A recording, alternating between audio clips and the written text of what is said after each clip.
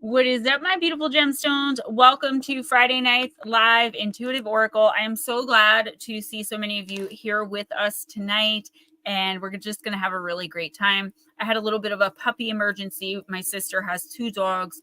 I don't even know what kind of dogs they are. I know the black one looks like a wolf or a bear, not a wolf, a bear. And the other one looks like a less hairy lab. So they're Sandy. I can't even remember their names. Misty and Star. And Star is like a big puppy, big child. And Melissa, I just started. You're a good girl. And got into something.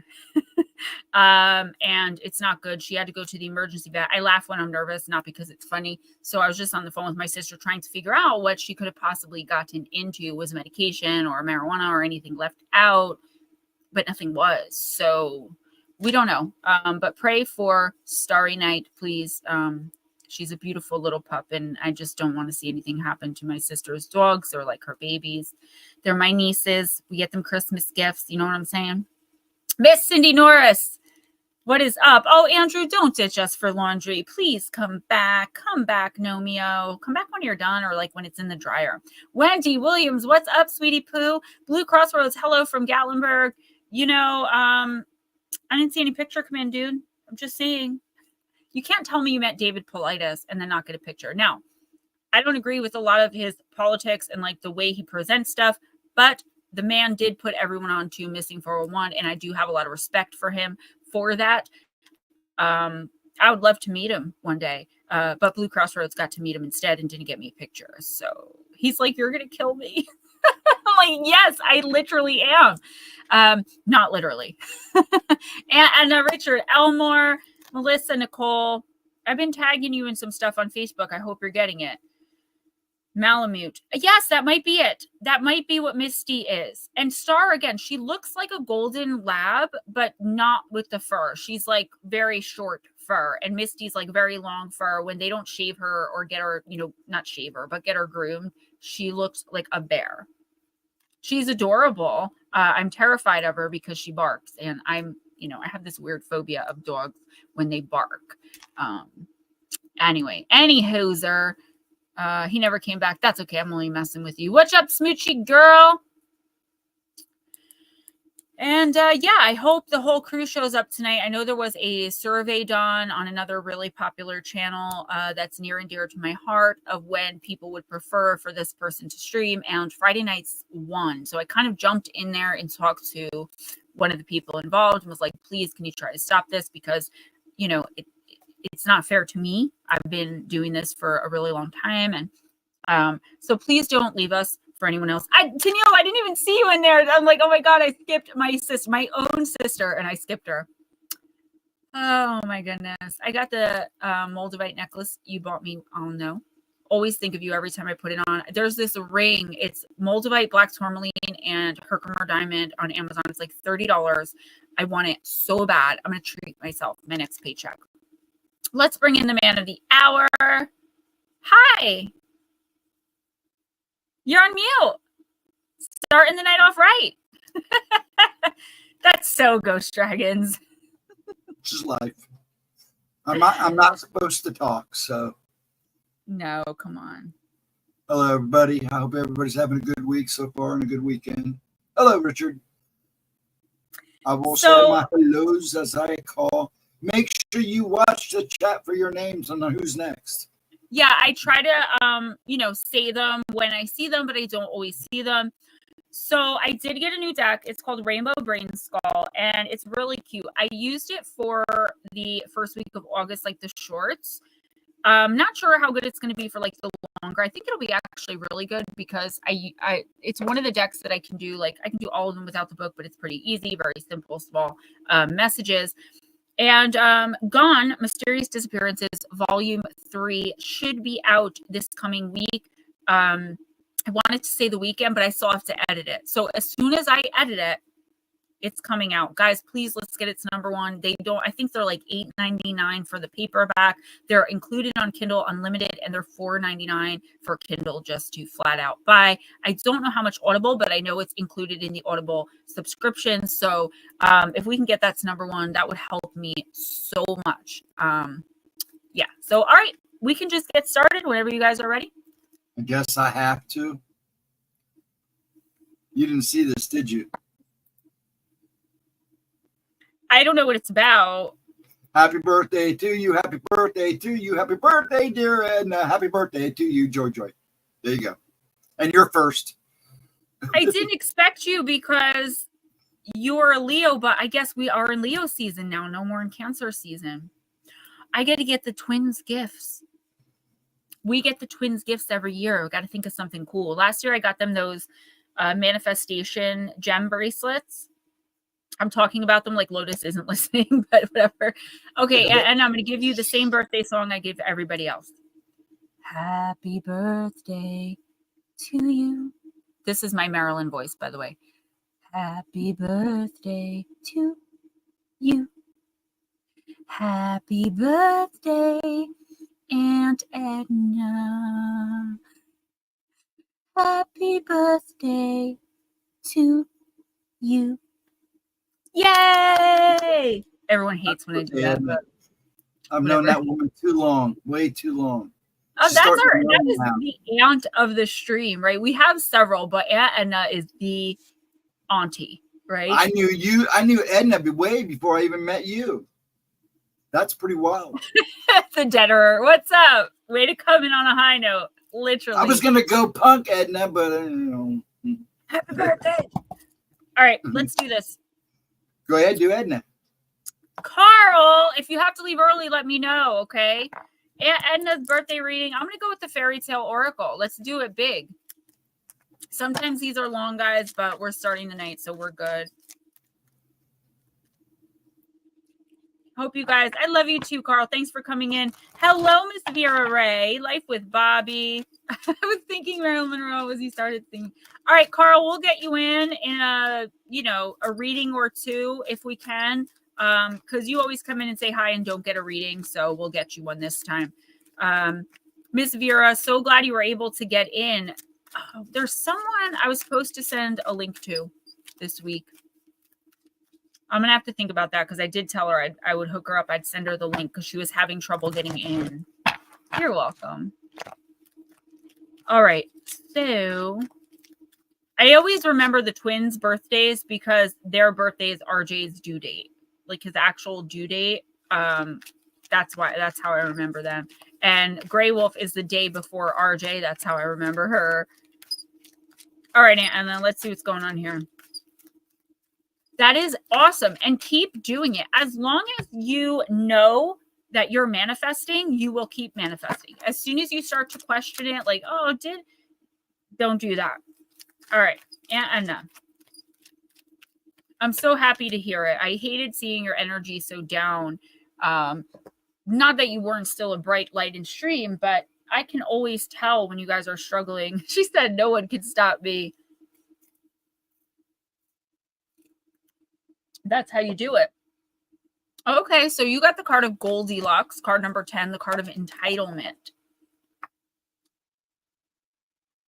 Yeah, people think when we say like manifesting, they think that you're like, I want a Lamborghini and it like appears in your driveway. You know what I'm saying? Like you have to put the work behind it and you have to really set the intention and believe the intention. It's the belief in the intention that always gets humanity, right? Because we're not wired to expect abundance, and we should be. I mean, I guess we are, but we forget about the wiring. Like we're reprogrammed by life as we live. Yeah, and so first she tasted the porridge of the great huge bear, and that was too hot for her, and she said a bad word about that. And then she tasted the porridge of the middle bear, and that was too cold for her, and so she said a bad word about that too. And then she went to the porridge of the little small wee bear and tasted that, and that was neither too hot nor too cold, but just right. And she liked it so well that she ate it all up. But the naughty girl said a bad word about the little porridge pot because it did not hold enough for her. In this relatively recent tale, a pretty golden-haired girl wanders into a home that belongs to a family.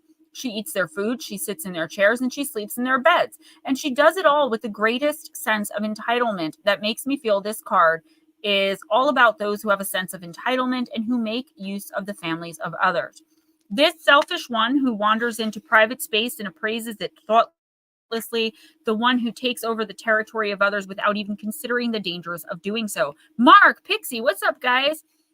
For Goldilocks, from the bear's perspective, is no pretty child, cute and sweet. She's an invader, an intruder, and she has carelessly entered their home, disrupted their sense of safety, has taken what she feels to be hers by right, and nothing she helps herself to belongs to her. This tale is so well loved and remembered, perhaps because of its use of three over and over, in the way it alludes to the law of the power of three, that whatever we so do, we send out and receive back to the power of three. There are three bears. They each have their own personal belongings, and this spoiled little rich girl who comes out of nowhere and leaves into the same simply enters and takes. Goldilocks isn't hungry or uncared for. She's simply looking for what is just right for her and has no qualms experimenting with others' belongings before taking without thought what she believes to be hers by right. In her false security of being able to do this, she ultimately learns that this way of thinking and behaving is not nice, nor is it noble. The bears are strong and very family-oriented. They look out for each other and can be seen dancing in unison in this image. Does Goldilocks want what they have, the closeness and the safety? Is it then betrayed or trespassed upon? Goldilocks represents a sense of entitlement, and so it is with this card. Be aware that there is no real entitlement in this world, and that we have and treasure we have earned and deserve to protect. That to share we must be invited in, and growing up means not simply walking into other families and demanding we be cared for as if we were children. Many times in life, we will attempt to gain the symbols of belonging, of the new home and family, of being just right, but we must acquire them for ourselves. The bears within the tale show us what a real family is. Goldilocks is acting completely without thought for others. She's out of pocket, yo. She's acting completely out of pocket. The bears are also symbols of the deep unconscious, and bear medicine is particularly strong and wild. The deep unconscious and primal world represented by the bears is being completely disrespected by Goldilocks, and this too impedes her own journey to maturity. She cannot grow up without respect for our deep animalistic natures. The bear is associated so strongly with the goddess Diana and Artemis, one a mother, one an independent guardian of the forest and a feminine power. Goldilocks longs for this growth, but she cannot grow in this way until she learns respect and to rightfully fear what she cannot understand. And her only way to understand what the bears are and what they have is through understanding her own self. When she does that, she will be reborn into wisdom, like the bear emerging from the hibernation stage from the cave at winter. She will shine as she becomes the adult, the woman, the goddess, maiden mother crone. She is disrespecting the strength, the power, and the sheer tenacity and endurance of the bear. The bear is the father, too, as an Odin, and the bear is the baby, the new life, the cub coming into the world. Bear is wisdom, and bear is respect, and this is what this card alerts you to. Where do you need to learn to study to respect in order to grow past a young stage and into full maturity? So I see a couple things here in my head as I'm kind of trotting through this long explanation. And this is not you with the sense of entitlement. It's just like what I was talking to you about of like, we have to believe that the abundance is ours. This is you needing to feel entitled to abundance. Do you understand? Not being, not giving over to humility in that sense of like, I'm going to manifest this and I'm going to get it. Why? Because I deserve it. Because it's mine. It's rightfully mine. It's my birthright to begin with. Okay. I do see there is, and you know, I guess this would be it because I'm seeing an area of your life where it's showing like you need to kind of be this entitled person. You need to walk around acting as if, right? And that seems to be working for you from what you've said. So that makes sense. Now, I do see someone, and I see this a lot in your readings, where they have a sense of entitlement, like of what you have. So maybe you've enabled them in the past and they're about to come back in, or maybe they never really left and they're expecting to just pick up where they left off with you, right? So for example, say that you knew someone was in addiction, but you gave them money from time to time because you felt bad for them and hoped they bought food with it. Now they're like back in addiction and back knocking on your door, right? Where it's like you've grown, you've matured, you've moved on from that, and seeing that you helped someone who did not do anything for themselves is not going to make you want to give over what you have any more quickly, right? Stay away from people that are manipulative like this. Stay away from people that expect things from you, right? Because at the end of the day, you don't owe anyone but yourself anything. You really don't, unless you have small children. Then of course you have to take care of them. But other than that, you don't owe any single adult on this planet anything. And make sure that nobody's trying to manipulate you. I feel like whoever this is, this person or these people, I feel like it's, one, could be more, but I feel like it's one where they're still looking at you from where you were a few weeks ago, from the space of like weakness, because you were putting that energy out there and some people were picking it up like, oh, Anna's weak now. You know what I'm saying? Worthiness. Exactly. Just put them in their place. And you can do that. You know that you don't need to be insulting or anything like that, but you do need to stand firm that, whatever this was is done and over with. You are no longer willing to participate. And I'm pretty sure they're going to just go away. If they don't, keep at it and do what you need to do. As for you, you have to learn that you are entitled to abundance. It's literally your birthright. And that's why you've been manifesting so well lately, because that is building up in you. And the more you believe that, the more you can manifest. I'm really proud of you. And I'm so glad you're doing better. Your energy is so much brighter. Never wanted to do the work. And that's the problem. If you don't put the work in, you're not getting anything. Point blank, period. Do you know how many years it took me to learn that? That people weren't just going to give me things because I'm me? A long time. I was raised by 5 men. I was the only girl. And I was a little girl. I was the princess. It took me a long time to remember that like people are not going to play along. Like I'm still a princess, right? But not in that way. Like now I'm a boss babe princess. Good. I'm so glad. And I want you to keep that momentum up.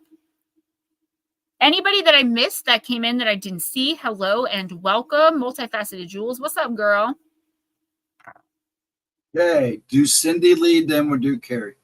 Okay, thank you.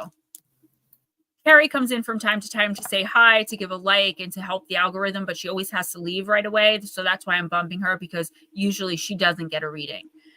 Mama Cindy, let's use the Halloween Oracle. I do have some new decks coming in. My mom got me one called She Sirens. And I think another one too, but I'm not sure. I think she's trying to surprise me with the second one. But I know my mom. Do you have a dragon deck there? I have Dragon Wisdom and For the Love of Life. Do Dragon Wisdom for hers, please. For who? Cindy. Oh, yeah, okay. I'm looking at sometimes I'll look at a name and I know. Never mind. I was looking at Mark's name and then you're saying for her. And I'm sorry. I'm sorry. But it didn't, no, it's not you. It's the way my brain works. Like I'm thinking that you know where I'm looking. Vera, I'll timestamp you, so come back at whenever you can, okay?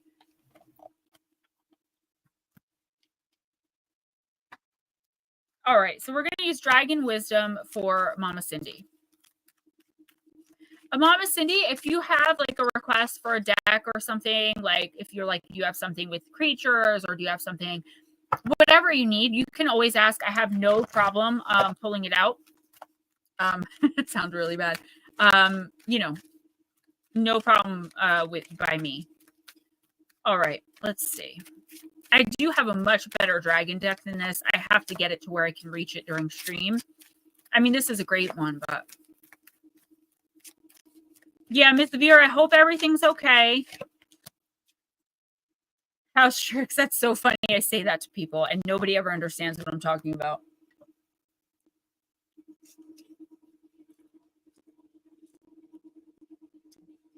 I promise, Melissa, I promise. Okay, great. So, Mama Cindy, you got King Arthur. And I opened right to it. I love when that happens. Okay. People who have influenced our history and performed great deeds live on in our hearts and our our legends.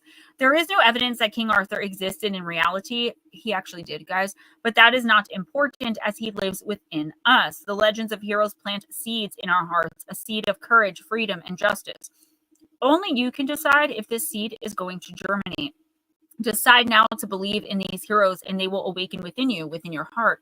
Cindy, King Arthur was accompanied by an old and enormous fire dragon, and together they protected the land and its people. He ruled with his heart in harmony with the Great Mother. His mission was love. Become a hero or heroine in your own life. You are the dragon rider the world needs. Our old values, including courage, friendship, loyalty, tolerance, love, devotion, and enthusiasm, are returning within you. It's so good that you're here. So yeah, I know, right?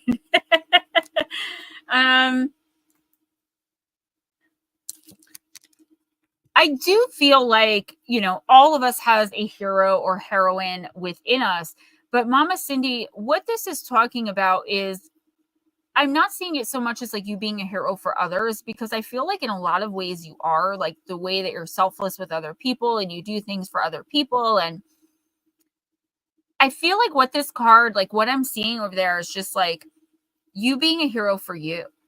You know, you give so much, but then you forget to take, you forget to cultivate these things inside of yourself, right? So once you give, you feel worn out, you feel maybe a little used, or maybe you just feel like, oh, you know, when's it going to be my turn? But here's the thing. It being your turn to receive everything that you're giving out is up to you. You have to start it by giving those things to yourself. That makes sense? What this card is saying, what the universe and your team want you to know, is that in the next 2 weeks, take a time out. All right. Take a time out for yourself. And, you know, if you don't work or if you work from home, I know a lot of people think that people like me that work from home don't really like have to like work, and like we do. But I feel like even whether you have a like actual job or not, you need a break. You need to take a lot of your energy back. You need to refill your cup, as I always say. And I feel like doing that, you're going to be reintroducing yourself to self-love, self-giving, self-care. I do feel like in the next few months, there's something coming up that you're going to really need this strong energy for. And that's not to say it's like a bad thing. I feel more of like you're going to be influencing someone, like, or you see someone younger than you that maybe reminds you of yourself, or is in a situation or predicament like one you've been in many times or a time or two. And you're going to need that energy to help build this person up. And then they're going to build the next person up. Do you know what I mean? You are a healer. And I actually didn't know that about you. Like specifically in your chart, what I'm seeing is one of your titles or oaths of your contract is to heal, right? So whether you're actually out there doctoring or, you know, being an actual healer, by you accepting maybe people that not everyone would normally accept into your heart, or doing things for people above and beyond, is kind of a big part, not even kind of, it's a big part of your mission here and why you're here. But you have to save yourself as well. You have to be the heroine for yourself as well. And you're being asked to do that in the next couple of weeks. I'm tired of this break. Oh, thank you, Miss Pixie. So here's the thing. This isn't like an actual break. Like if you had a job, you're taking the weekend off. This is you still doing everything that you're doing, but making sure that you're taking the time to pay attention to your energy, to your spirit, to your emotional vibration, to your physicality. You know, are you feeling well? Are you feeling a little down? What can you do? This is a spiritual, emotional break. This isn't like you need to go on a little staycation for a couple of days. You can still keep doing everything that you're doing while you're loving yourself, reintroducing yourself to the self-care that you really do desperately need. I see it in your spirit. You know, it's all right to say no sometimes. It's all right to not be able to be all things to all people. It took me so long to understand that. It's a hard lesson to learn. And thank you, Miss Pixie. Yes, I thought they looked like little ballet slippers. So I got me a couple packs of these all at once. All right, Carl, are you still here? Oh, nice. Melissa, send me a picture. Well, you weren't supposed to leave in the first place, Edna. I'm just going to read for Carl. So, okay. Kara. Mama Cindy, all the more reason to be very, very careful. There she is, Kara. Now I called you Kara. You know what? I'm done with you. Okay. I'm done. Oh my gosh. I love you, Carl. Willie Rosado, what's up? Heather B, welcome. This is for Carrie. Been with me since way back in the day. But anyway, yeah, this is all the more reason for you to pay attention. One of the things, my mindfulness journal, which I don't get to do it every day anymore, but I was like really on a roll with it. It asks, in being aware of my emotional vibration all day, daily, not all day, but you stop throughout the day and you say, okay, wow, that was weird. Why did I just get so angry? Or like, that was strange. I'm crying into my cereal again. Carrie, I know, right? That is being aware. What caused me to feel that way emotionally, and what caused me maybe to physically react that way? So if you're feeling down and out, that's all the more reason to identify those things and get the hell away from them as best as you can. And if you can't physically separate, then at least start emotionally detaching, which, by the way, in my own humble opinion, emotionally detaching when you can't physically detach is literally, for me at least, harder than physically detaching and walking away. It always has been. It's going good, Willie. So good to see you. Let us know if you want a reading this time. I don't know that I've ever read for you, but I do appreciate you coming in and hanging out. All right. Carrie, you got the Skull of Flowers. All right. Creating through the ashes. So we got Phoenix energy a little bit.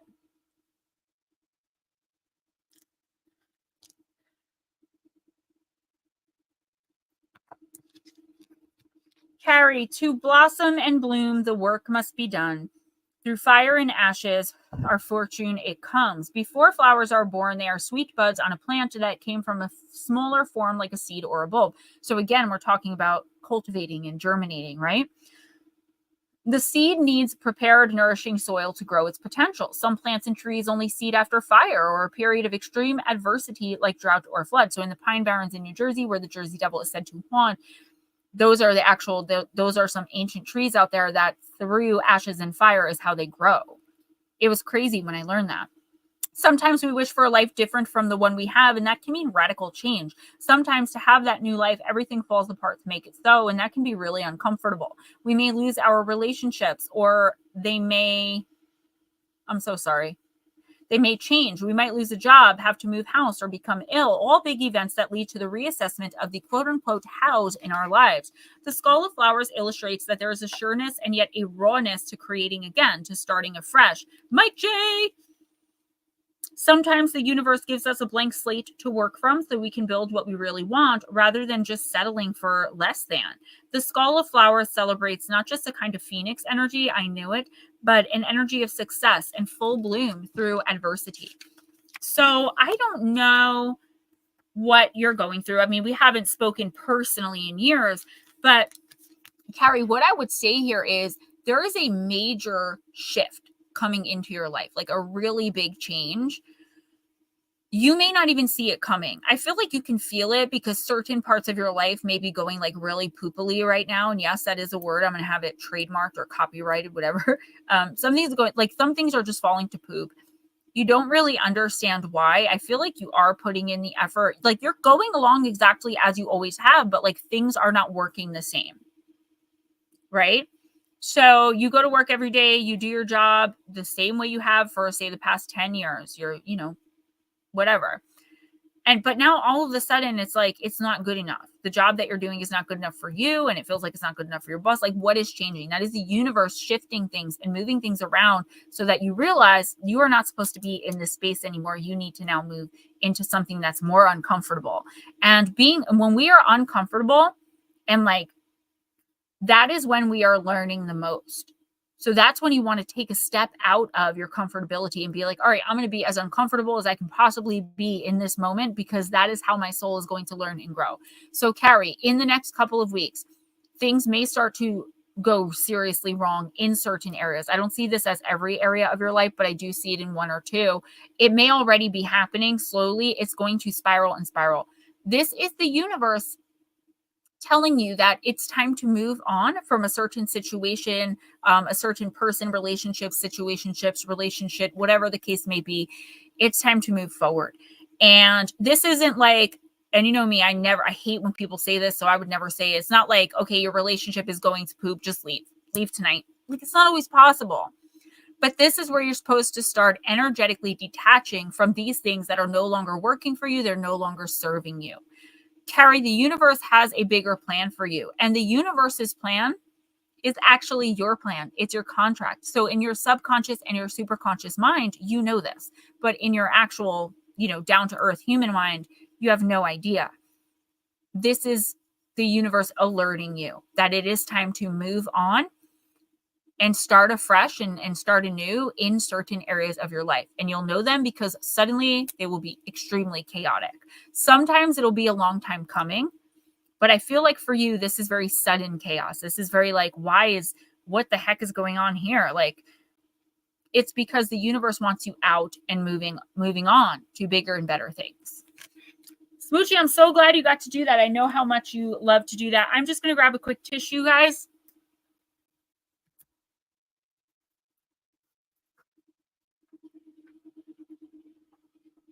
All right. Go ahead and do Willie, since he hasn't had one ever before. All the times he's come in here, or his books, and then we'll do Blue Crossroads. Nice. Okay. Willie, what are we doing? All right, we're going to do the Oracle of the Radiant Sun. Go readings, nondescript citizens. What's up, my sweetheart? How are you? It's always just a little, Mike. Sometimes, less is more, I'm saying.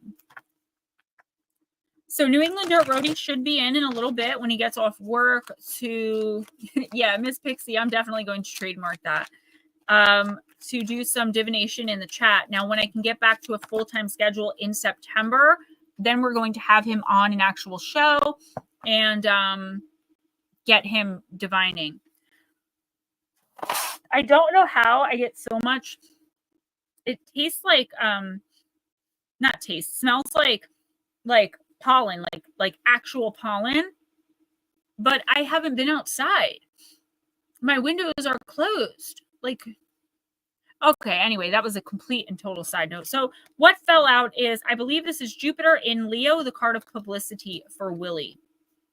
Could be Saturn, but I'm pretty sure I'm learning. It is Jupiter. Yeah, baby.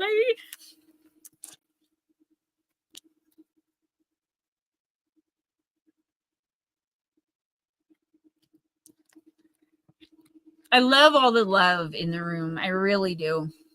It never fails to make me feel so much better about things.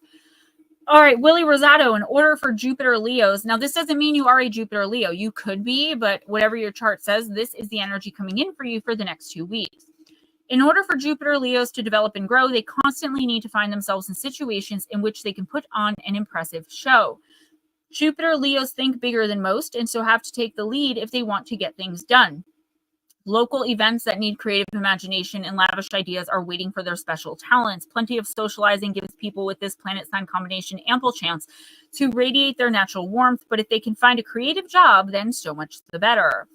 Their creativity finds good opportunity for appreciation in any of the arts, and their talents, whether professional or amateur, grow as they mature.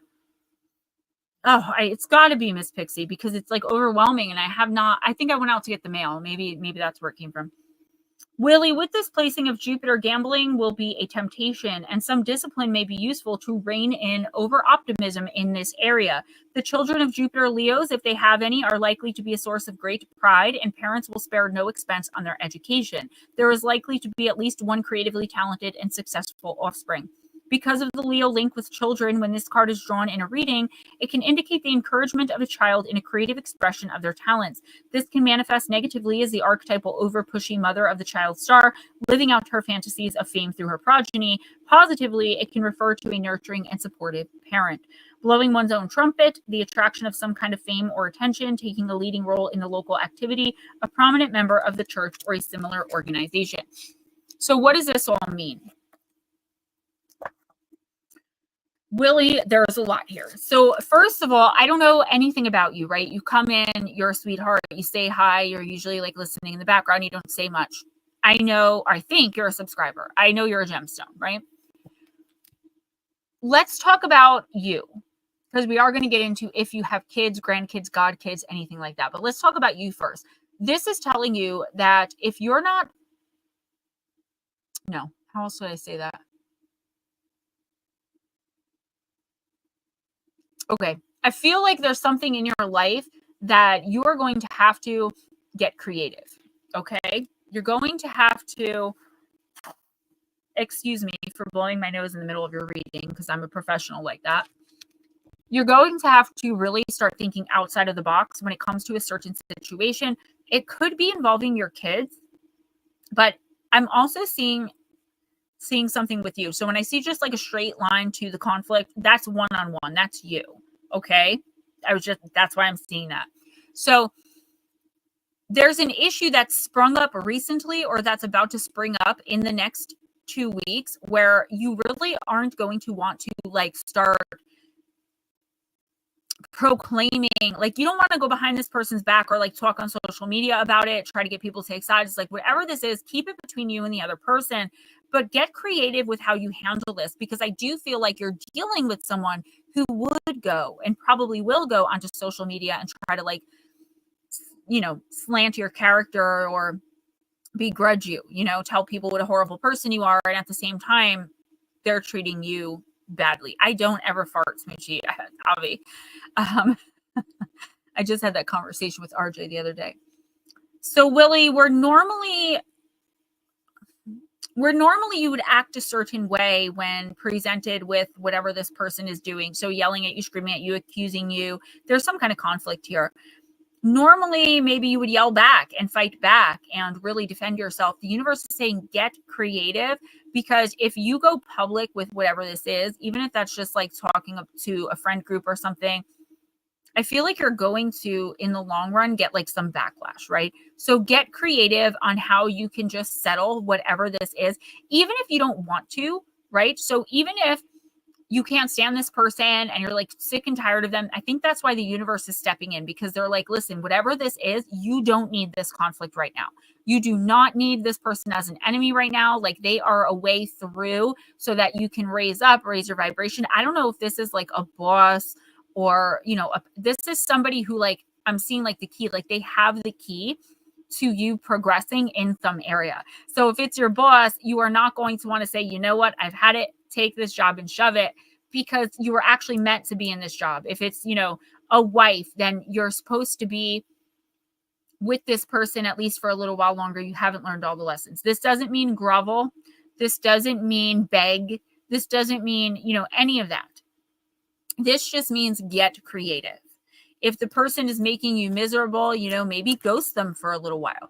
The thing with this person is they're going to come back in, because you and this person are meant to learn certain lessons from one another, and y'all are not done yet. That doesn't mean if it's a bad relationship, you have to be together with them. It just means right now at this time, they're not really going to go away. So you have to kind of find a way. I know you don't have kids, but I'm going to use the example. This is like when you have to co-parent with someone who you absolutely can't stand anymore, or with someone who abused you or mistreated you in some way, but you have to co-parent. So you have to see them every weekend twice, to drop the kids off, to pick the kids up, or whatever. It's that type of situation. I don't know what it is. What I'm also seeing is, I don't know what your relationship is, obviously, with your mother, but if you have a mom that you can talk to, that you're close to, or a mother figure, like an elderly neighbor or a godmother or someone you called mom or auntie, there's a figure that in your life that can help you. So a mother figure, a maternal figure, can kind of help you through this and help you through the fog. As far as this conflict with this person, though, don't snap. Don't give them what they want, which is that emotional reaction. Instead, get creative. Okay, and I don't know what that's going to mean for you. With only one card, I don't have much information. That's why I do personals. But definitely do not want the publicity on this one. Okay, this is not something that you're going to want everyone to know. Yeah, that is definitely my stream. Like, we're talking about farts and poopily and yeah. Blue Crossroads. I hope you're still here because I haven't heard from you, but you did say you were getting cozy. Yes, So, okay.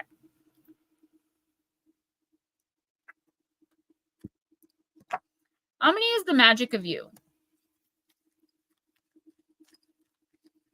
Smoochie, my mom always says that.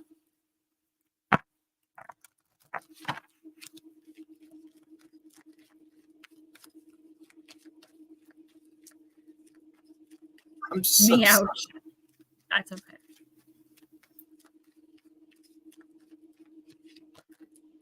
Resilience, card number 27. Burn away from the past.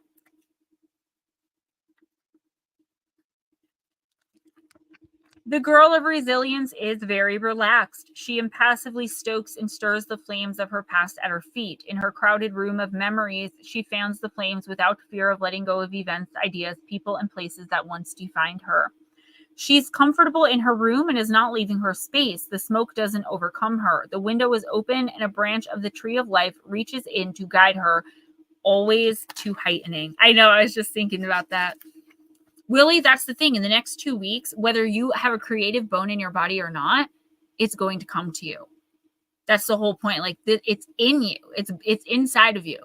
So figuring out a way to navigate this is right at your fingertips. It will come in the next couple of weeks. Just keep listening to your instinct, your intuition, that those inner voices, right? That we all try to push away. The Jiminy Crickets, that's your spirit team. What was I saying? Reaches in to guide her always to heightening clarity and wisdom. When resilience appears, it is time to stoke the fires of your past and release that which no longer serves you. Know that to rise like a phoenix, it is necessary to dive into the flames. Be warmed and confident in the light that comes from burning away and releasing the bad and the good of the past. Release it all to be reborn with Agnite, which is the inner flame. So, yeah, I mean, in giving you your personal, like, I just feel like there's some unfinished business here. And I feel like you don't really know how to finish it. You may not even know what it is. It may be someone coming back in or someone who kind of let up for a little while. Now they're like seeing you doing well or seeing you doing a certain thing and they're like back in to try to be involved. I feel like I'm feeling guilt too from you though. There's a guilty place inside of you, Blue, whether you're aware of it or not. I would look for that and kind of pinpoint what it is that you really have to let go of. And it does concern something in your past. You have to forgive yourself and also stay away from toxic energies, obviously, like completely, but particularly when they're coming in from the past. It doesn't matter if they're coming in with a new mask on or not. Sorry, I was reading what you said. It doesn't matter what they look like or what they're telling you. Their actions are going to prove. So I'll save you some time. They have not changed at all. Okay. This is a facade to get back in. So I know what it is, not aware of it. That's kind of weird. Like, I know what it is, but I'm not aware of it.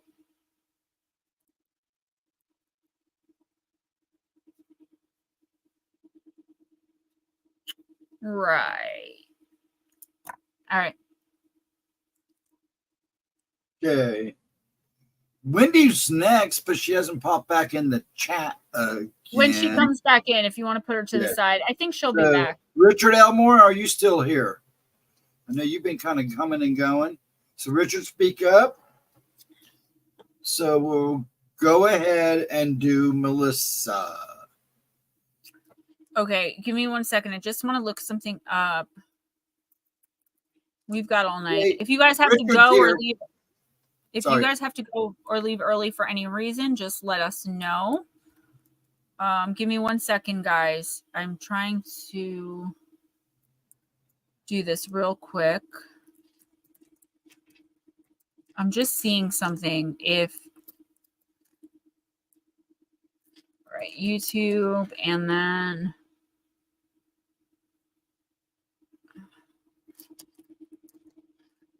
let's see. Okay, so far so good.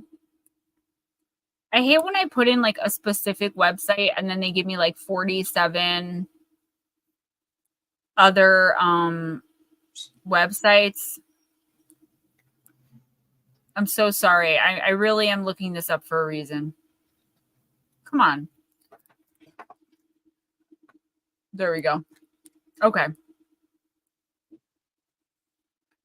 Who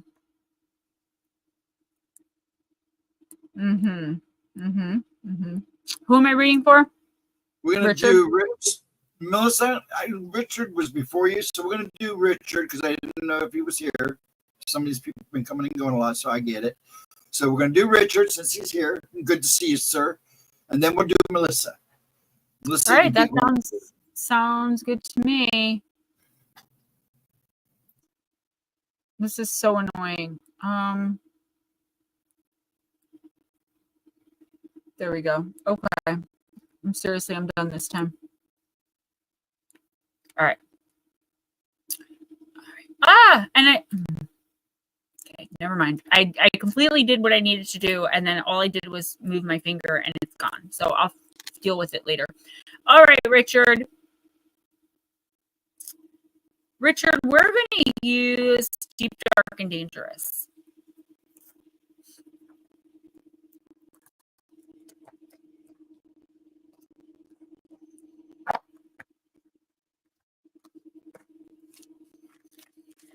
So I did a reading for my oldest sister that I told you guys a little bit about. And I finally, oh, okay. Blue, I just was very confused. And I was just kind of teasing you anyway. It's the first time I finally decided to go ahead and tell someone that I saw death in their chart, or in their chart, because I was looking up natal chart, in their reading. I don't know how she responded yet because she hasn't responded. All right, so we got the Chimera. Cards are popping out tonight instead of me having to pull them. I kind of love that. Oh, Miss Pixie, yeah. I finally got my inhaler, which is good. I didn't get it from a doctor. I was like talking about like I have to make the doctor's appointment because my asthma is getting really bad lately with the heat. And my sister Carol, my other sister, she was like, oh, I don't know. I have this thing called albuterol, but I've never used it because I don't need it. I was like, oh my God, that's what I need. Well, thank you, Local Squatch. I don't believe I have one. No, I'm just kidding. I totally am aware of it. Thank you so much. People either love it or hate it. So, all right, Richard, the whole is more powerful. Oh, and welcome, by the way. The whole is more powerful than the parts alone. So experiment. There is power in new designs and ways. There may be people around you sowing discord. You know many things and have your own wisdom.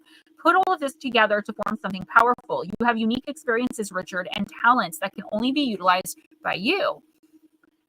Homer gives a description of the Chimera in the Iliad, saying that she was of divine stock, not of men. In the forepart, a lion, in the hinder, a serpent, and in the midst, a goat, breathing forth in terrible wise the might of blazing fire. There were many other descriptions, but bottom line, the Chimera was a creature made up of seemingly disparate parts, yet the parts worked together to create a stunning creature. The Chimera may have been frightening, but it was beautiful and harmonious in form as well. While the Chimera sounds like something cobbled together like Frankenstein's monster, it wasn't. It was considered quite perfect in form and function, and was something to be viewed with wonder. While the Chimera appears in Greek mythos and art, she also appears in 4 BCE Etruscan art and on Indus seals of the same period. The Chimera was born from 2 incredible Titan monsters, the Echidna and Typhon. Echidna was a giant half-woman, half-snake, and Typhon was a deadly serpent-like Titan born from Gaia and Tartarus. Sadly, the Chimera was killed by yet another hero, Bellerophon. The king of Lycia, Iobates, had it out for Bellerophon and wanted him to be eliminated. He ordered the young man to find and kill the Chimera, as it was killing the cattle of his farmers and devastating the country generally. The real reason was that he thought that the Chimera would simply eat Bellerophon, and that would be that. However, the king neglected to remember that the hero owned the infamous Pegasus, the winged horse, and flying above the Chimera, he was able to kill it from a safe height. So your plant companion, Richard, is the eagle-singed Chimera. It's a kind of camellia. And your crystal companion is Amylite. So, yeah, there's some discord around you. I feel like you're aware of it, and if not, you're going to become aware of it I don't feel like you're involved. Like, I feel like you're going to become aware of it very soon, because someone's like, I see someone like calling up on the phone, like, hey, did you hear what so-and-so did? It's a little bit like the last Squatch, like the last person I read for, where it's like, there's discord around you, but this time you're not technically involved. The universe is saying, like, there's no reason for you to have to like choose sides, to get involved in anything like this. I feel like you have a very strong, like, all I keep hearing is it's ridiculous. It's ridiculous. So Richard, you definitely feel some type of way about the way someone's behaving, or, you know, things that are being said, but the universe is telling you right now, don't get involved, because, I mean, if you think about it, this is almost the exact same card, the thing like get creative, but I'm seeing a little bit like netter. I'm seeing it a little bit differently, where like you're too busy being creative or doing what you're doing to be bothered with any of this drama, and yet people are still trying to suck you into it. So here's the thing: why do you have people in your life who are so willing to bring you into their BS? Richard, I do feel like you've learned and you've grown, not only spiritually, but just like in life in the last at least the last few months, like this year. And you're kind of on a different path than a lot of the people around you. And that could feel really isolating. It could feel very, I'm trying to think of the word, where like uncomfortable. That's a word. Where it's like, you no longer can, you no longer really know how to communicate with the people that are around you. But also at this stage in your life, it's like, how do you make friends? They bring us into their mess because we are fixers. Exactly. But Richard, I feel like you've done so much fixing for yourself that now you're vibrating higher than most of the people around you. So here's the deal. In the next 2 weeks, let them deal with their own nonsense. You are Switzerland, right? You're impartial. You're not going to get involved. You're not going to put in your 2 cents, even though I feel like you are very clearly in agreement with one of these people, right? So say it's one person versus one person. You are definitely on someone's side. Don't say that. Keep doing what you're doing. Keep focusing on yourself and on your work, and don't get involved in like petty dramas and messes. I feel like no matter where they're coming from, there's a lot of discord being sown around you, but I see it like going around in a swirl, and I just see you high above it, which is showing me that you are above this. You are now vibrating on a level that this shouldn't even be able to touch you. You have to start, this is according to your own spirit team, changing the people you surround yourself with, the kinds of people you work with, the kinds of people you live with, that you speak to, that you communicate with, even on social media. Guys, if I can pick up so much about your spiritual energy into the stream and saying hi and nothing else, yes, I'm a sensitive. Yes, I have spiritual gifts, quote unquote. But like people, any person can pick up this energy. Narcissists are attracted to empaths like flies are attracted to poop. And trust me, your energetic imprint does get left behind before, once you come into a room. You can come and say hi and leave. Your energy will languish there for a little bit. And sometimes toxic people will pick it up. So Richard, please be careful where you find yourself and the situations you put yourself in. I'm not having a problem, but because I'm in YouTube too, you guys might want to go out and come back in. I mean, leave YouTube, then come back in. There might be a connection, or you might have storms. Because, normally I see like when I'm acting up, like when it's on my end, I will definitely see it. So I don't see anything. Otherwise, I would have asked. Yeah, it's usually what the case is. You just have to leave and come back in. Sometimes that helps. Sometimes it doesn't. Okay, next is Melissa. All right.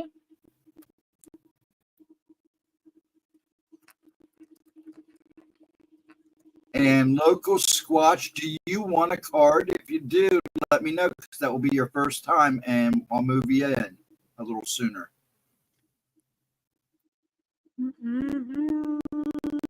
Melissa, I got you, girl. Try not to delete the work I'm doing this time, and we should be good. Guys, I'm so excited for Gone Mysterious Disappearances. Oh, Melissa, before I read for you, I wanted to tell you guys something I am super excited about and super honored to have been invited to be a part of. So as most of you guys know, or maybe you don't, I am self-published. I do have someone that helps me with it, but I do not technically have a publisher. And I was invited by a publishing company to write a book, but it's not just any book. It's special because it's like a guided journal. So whoever buys it, so say, Melissa, you buy this journal, there are prompts from me as I help you through each page with a sentence or two, open up to spirit, and then you fill in the rest of it. It's going to be available on paperback and hardcover. It's awesome. And I'm going to get like 2 or 3 to do a giveaway with. So yeah, it's an amazing opportunity for me. I'm really excited. Gone Mysterious Disappearances Volume 3. I should be done with editing by Sunday, so hopefully it'll be out Monday. Guys, let's get its #1 on Monday, please. On the day it comes out, that is so important. Remember reviews. Remember, giving the ratings. Yeah, thank you. Yes, I feel like I really would, because I've been wanting to write a book about being a medium and like all of my spiritual experiences and opening up from like birth to YouTube. And I also wanted to do one about like ghosts of my past or something, and talk about all of the different spirits and entities I've met throughout my life. But I was told with that, it's going to be hit or miss. Either people are really going to love it, or they're going to think I'm lying and like ridiculous. You know what I'm saying? So, but this is like the best of both worlds for me. And I'm really excited. They only picked 5 authors out of hundreds that they, went through. It's not something I applied for, but it was always in the back of my head. So I manifested. Yeah. And I say it to myself all the time. What advice would I give the people in chat if they were dealing with this? Right? But I've learned to be kinder to myself and more accepting of my flaws and my faults. Do you know what I'm saying? Like, I've learned to tell myself it's okay. And I've learned to tell myself, this is not your fault. And if something is my fault, I learned to cope with that and like move through it to make sure it never happens again.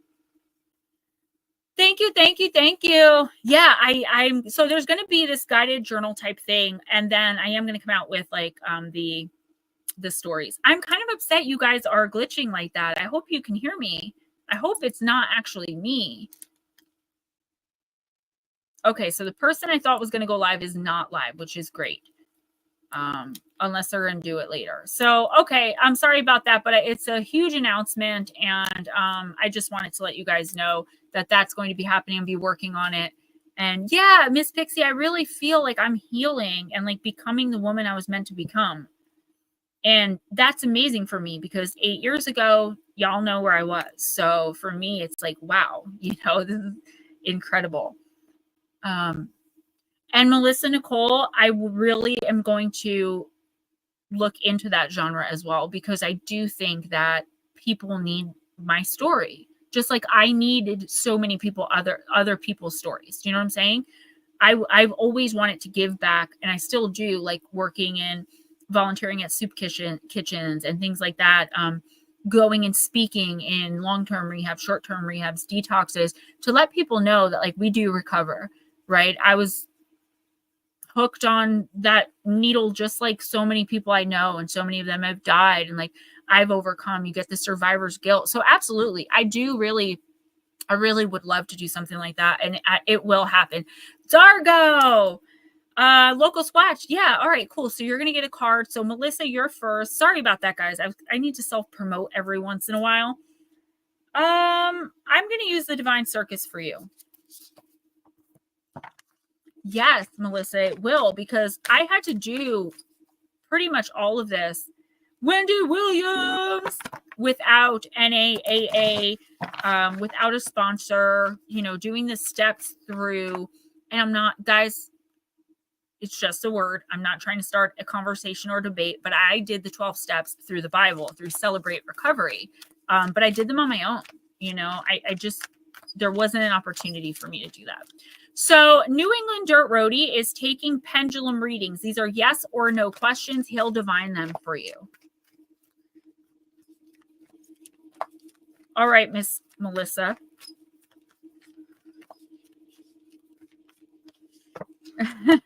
When do you go? Wendy, that is what I used for my recovery, was Celebrate Recovery. I have the big book, the workbooks. I did them all. They helped me. Like, personally, I wouldn't say they'd help everybody, but they definitely helped me. All right, let me get moving. Melissa Nicole, Date with Destiny. Card number 43. I hope Batmom's okay. I sent her personal. She bought a personal from me.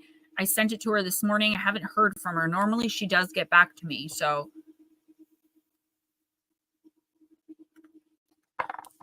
Melissa, out of the ether and into your life, she arrives now because you have a date with destiny. She's a mysterious creature. Her ways are wild and her guidance is true.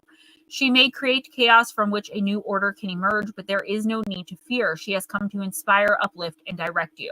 A date with destiny is a big deal. It is the moment when you realize there is something helping you out, something intelligent, powerful, wise, and no matter how empowered you are, something even more powerful than your own efforts. The Oracle of Date with Destiny means that all bets are off. Nothing's held sacred and anything can happen. If you are a control freak, this will probably scare you poopless. It says witless, but I think poopless sounded better.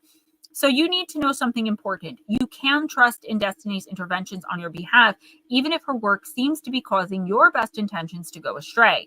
Trust or go mad because you're never going to control her, and you don't need to. Your divine destiny is your best life. It is you in the fullest and most beautiful creative expression possible. It is what you want and need, even when you don't immediately realize it, even when that is rather different to what you once thought you wanted and needed. And we know that. You're healing and growing and changing in that way too. Hers is the guiding hand closing the wrong doors, sometimes slamming them abruptly in your face. Nurse your ego when that happens, but let your soul shout in glee because you'll know it's the calling card of destiny. And then she'll open the right doors for you. She isn't, despite most people's fears, a sadist. But she will dance through your life in her big stomping combat boots, even if that means causing some pain now to avoid far greater pain later on. The appearance of havoc or mayhem is just a sign that she's at work on a divine realignment assignment. Her every move, even those incomprehensible to the mind, is deliberate, and it is divine. When this oracle appears, Melissa, you are on a date with destiny. The universe has heard the prayers in your heart, and life is going to answer them by rearranging what needs to be rearranged to sort out whatever has been troubling you. Make sure you allow this to happen.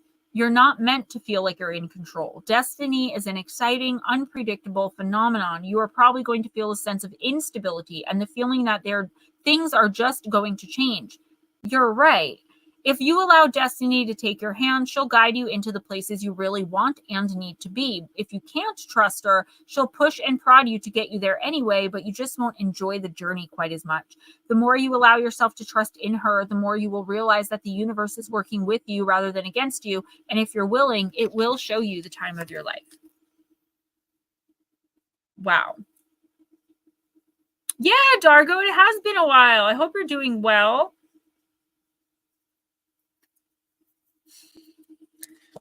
All right, Melissa, this is big. This is huge. And I think this is a new wig, so that's why I have like hair sticking to my lip gloss. I think we know that this is, what's happening and we knew this was coming. Oh, Lotus girl, you're fine.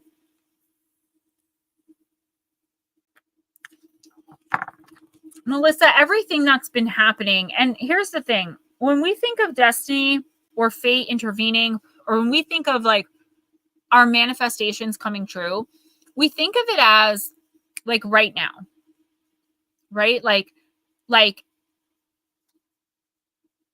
oh my God, so annoying. Okay, got it.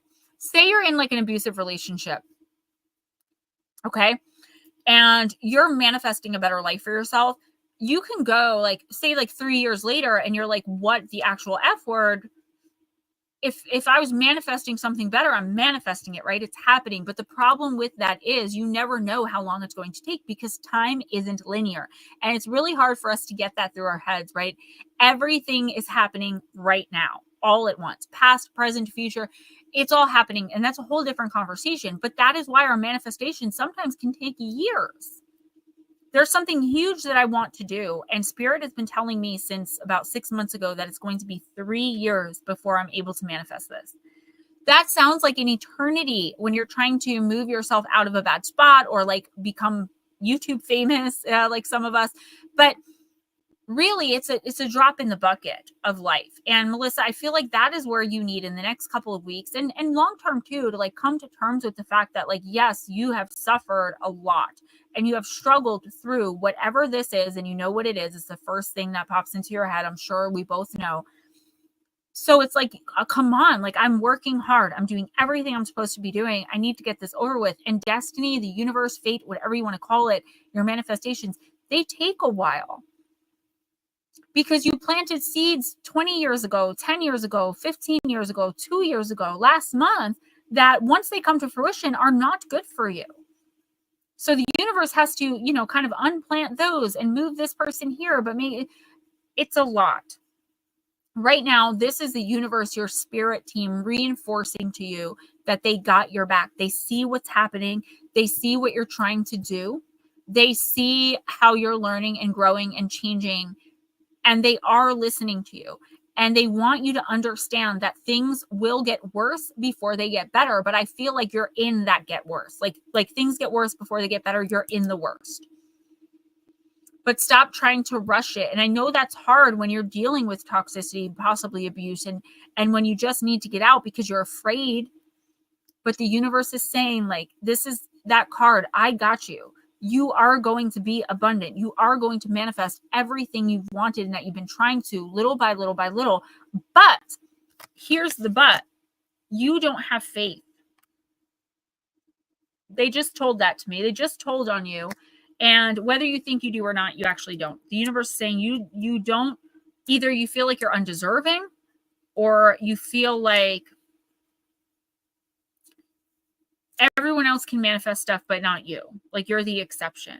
And the universe is like, get real. You're not that special. You know what I mean? You are special, but there's no exception to the rule. Everyone can manifest the abundance because we are born. It's our birthright.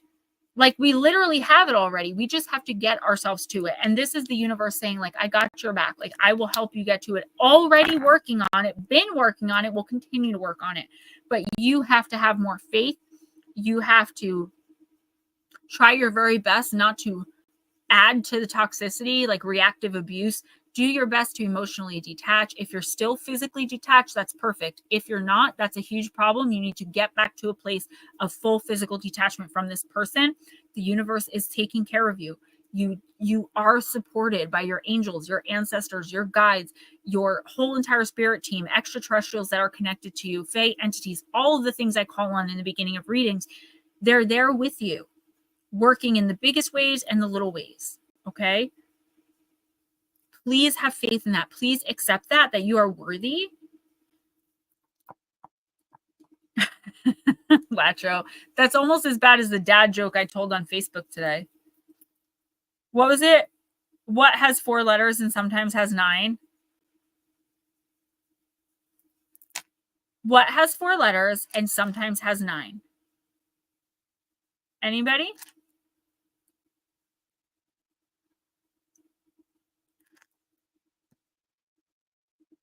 Come on. Local Squatch, I got you.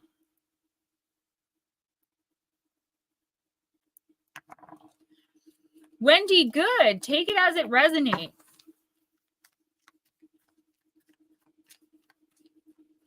So Melissa, Nicole, Jules got it. First person got it. It's how you say it, right? What has 4 letters and sometimes has 9? Or what has 4 letters and sometimes has 9? Right? You got it. Too smart for me. Don't even get me started with riddles. Melissa, I keep going to call you Nicole. Are you still not physically in the space with him? I swear to God, you have so much in common with my oldest sister. Oh, Batmom, welcome. I must have summoned you. Okay, Ghost.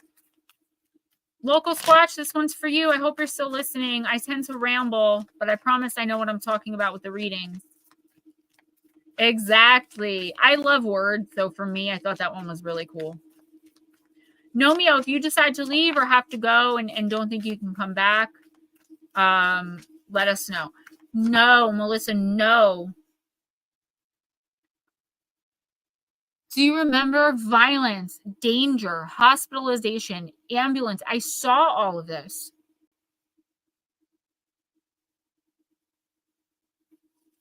Okay, we need to talk. I have resources. And I know you probably just rolled your eyes, but you could at least take them and think it over.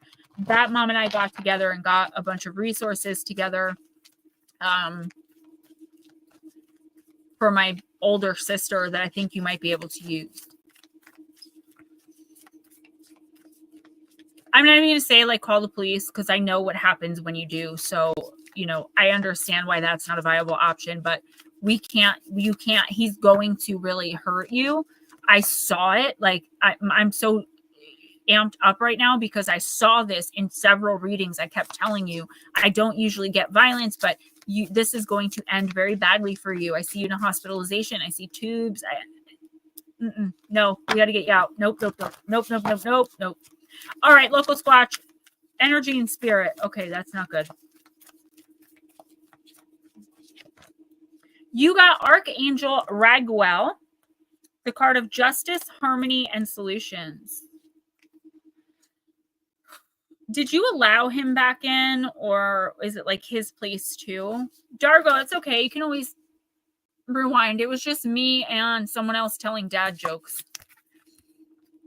All right. Oh, you did get it in the upright too. This card upright heralds good news. Raguel is the angel of justice and of harmony. He brings fairness and compassion to difficult situations and relationships with others. A personal or work conflict will be clearing up soon. Perhaps someone has been annoying or agitating you. Even hurtful or hostile situations are on the mend. Some difficulties may have been an undercurrent of your life for a really long time, creating a deep sense inside of you of injustice. If so, now is the time for you to change things. Speak your truth and make reasonable and honoring requests. Your soul longs for you to heal your relationships with yourself and with others, and Raguel is here to help. Whether it's your spouse, your boss, a coworker, or a friend, this card is telling you that you do have the power to heal the energy of that relationship. Raguel blesses your intention to live in true harmony.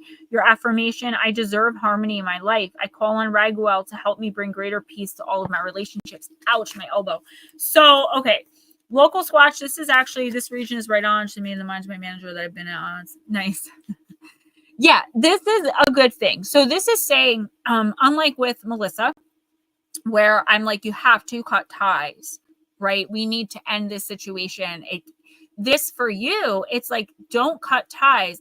I said this to someone earlier too. There's a theme building here where it's like you still need this person or these people for some reason. So if it's your boss or a manager or you know, a spouse, whatever the case may be, this is not the total dissolution of the relationship. This is a solution being found that is in your favor because you're right. This is you getting your way or, you know, having your voice be heard, finding a solution, state, and things are getting better. Yeah, thank goodness you didn't quit, because this would be a whole different reading. What the universe is saying is whatever you're working on, like whatever this job is, this may not be a permanent for the rest of your life thing, but it is definitely a here and now thing. You are where you're supposed to be, learning what you need to learn, and everything's going to work out in your favor. Just don't, you know, react unkindly. Don't talk poop. Kind of stay in your lane, even if you got to be like a little bit more meek than you normally would be, to kind of play the game, because a decision is coming around to be made and it's coming around in your favor. So if you start like talking poop or fighting back, it's going to be a bad look for you. And then the universe is going to have a hard time bringing you that justice. Oh, wow. Yeah, so I do feel, Lotus Girl, no, honey, I didn't read for you because I figured you were coming back in or I was going to timestamp you. Local Squatch, yeah, I feel like things are going to continuously get better for you until eventually, whenever this is, you get to a point where, you know, you've outgrown this position or whatever it is. Or you're promoted, you know. One more, then I got to use the little girl's room. The dear Andrew. And then go potty. You're so welcome, and I'm glad it resonates. I love when new people come in and get a reading and it resonates right away. It means I'm connecting the way I'm supposed to be. I don't have all the time in the world. Like I used to have a couple of hours to open before the readings to bring spirit in and really like do what now I have like 5 minutes, and it's a very simplified process. So I'm very glad that things are still resonating. No, Mio. Let's do shadow and light. Yeah, I need some chocolate covered strawberries.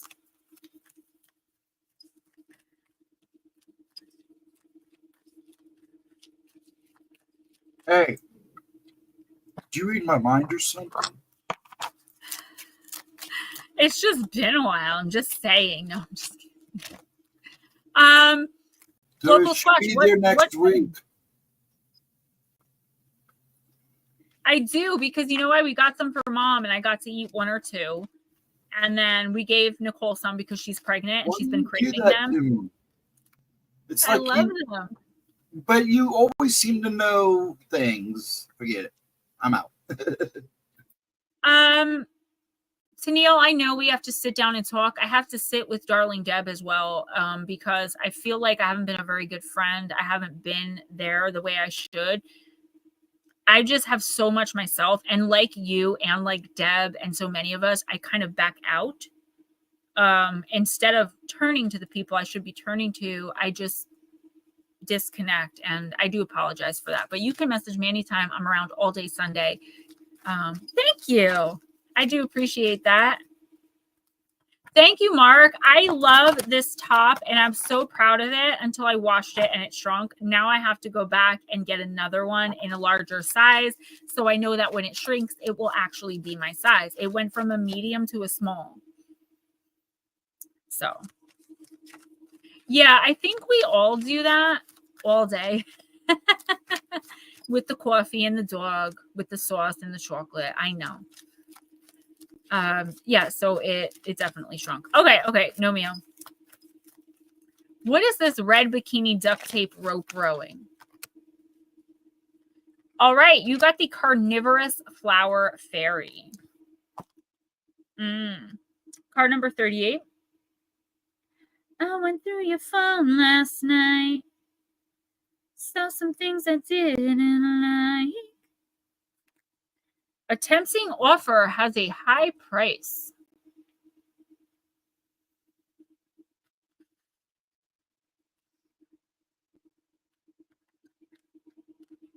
Well, send me voice texts and just blurt it out, and you know I'll listen to them, and I'll get back to you on Sunday.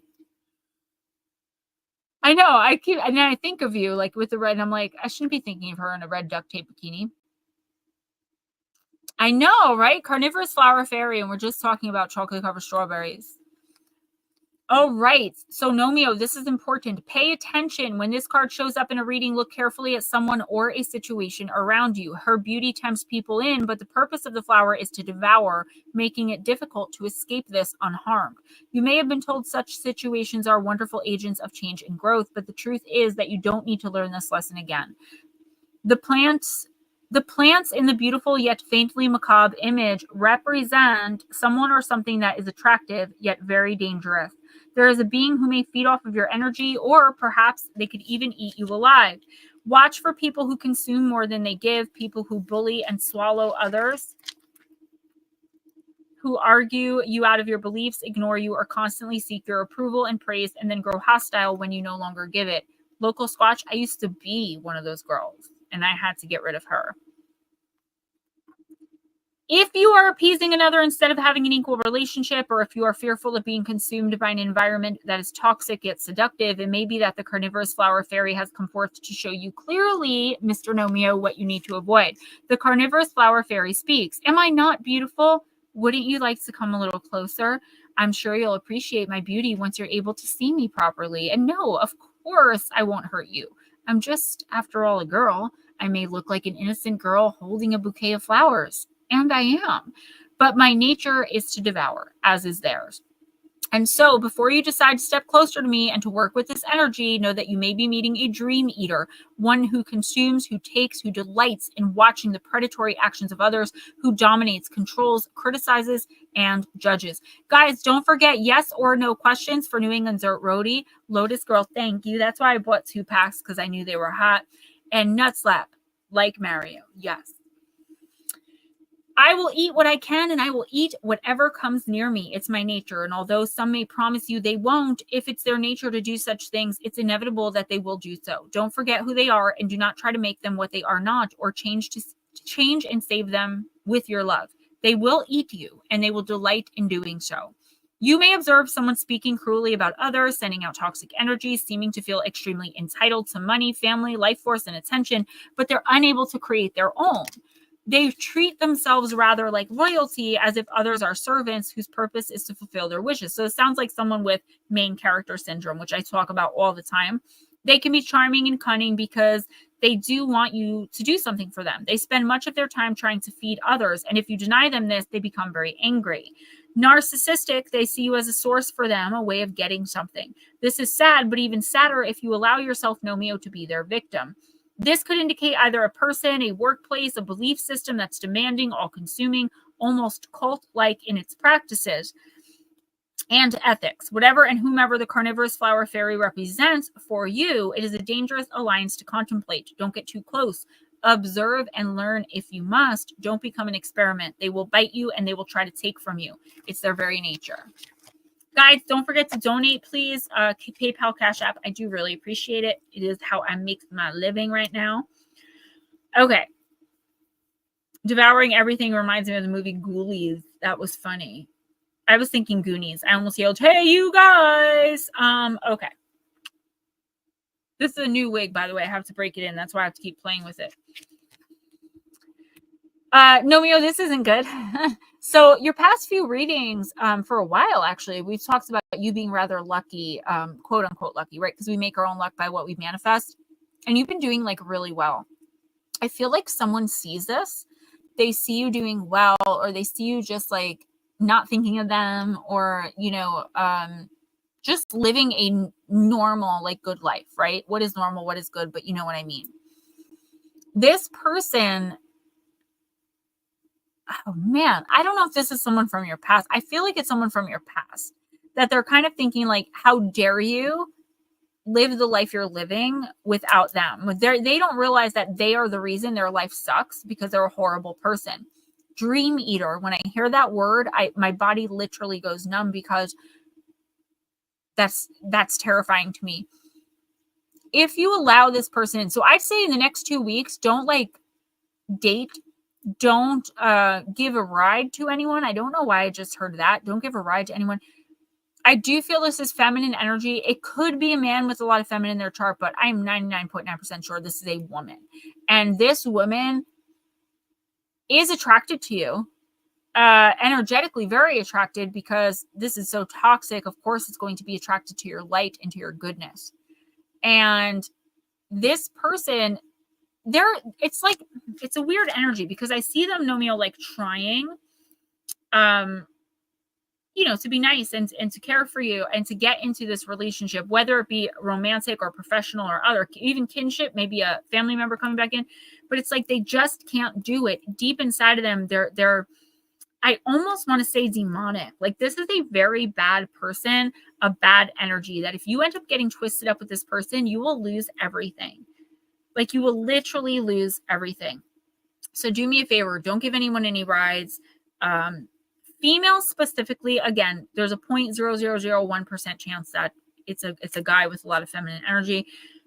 Like, don't accept anyone back in from your past, okay? And I feel like you're going to be very tempted to do so because they're coming at you with this mask of normalcy, this mask of healing. Like, I've healed. I'm sure if I went to some of my past boyfriends, they would be like, holy poop, get that B word away from me. But I can come to them in light and love and say, no, I've healed. Like, I'm not that person anymore. And I'd be able to prove it and back it up with my actions. This person can only keep that mask up for so long before it slips. And by that time, you're already too enmeshed in it. It's a really bad predicament, really bad situation. I think that within the next 2 weeks to a month, it'll have passed. Like, you've already walked through this energy and not gotten involved, and that's fine. But for the next, I wouldn't even say 2 weeks. I would just be careful and like give it a month. Stay away from, you're going to know immediately. But this person's facade, their mask is so beautiful, maybe physically appealing, or maybe just attractive in a different way. Like what they're presenting to you or offering to you is so attractive. Please do not get involved. John Woodmass, what's up? All right, guys, let me use the little girl's room. I will be right back. Oh, not good.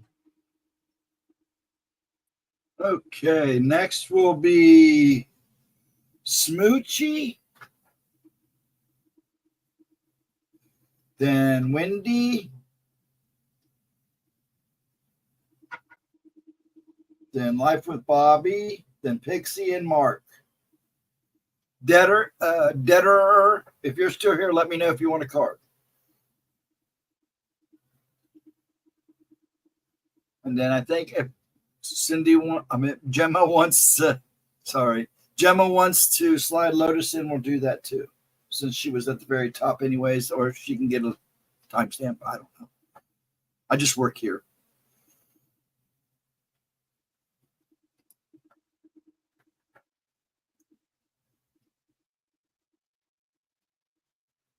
Viewer away is getting a timestamp, so I don't have to worry about her. So Smoochy, you're next, hon. Okay. Then Wendy. Wendy, if you can hear me, you're next. I know you're eating or warming up your food, so.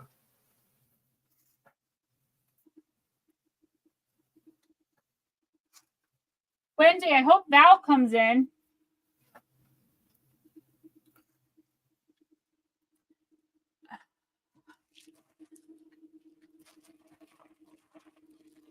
So you're doing Smoochy first, then Wendy. If she comes back, yes, she is. Okay.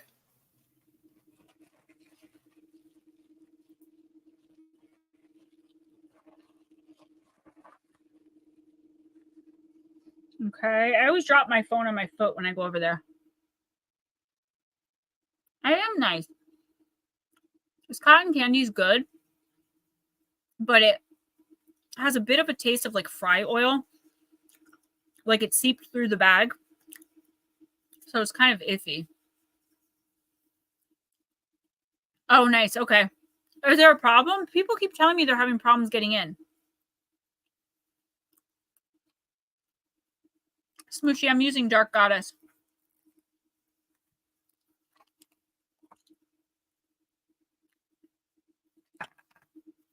Yeah, you're not problems. I'm having problems now. I don't know if anybody else. If you have problems, just go out and come back in.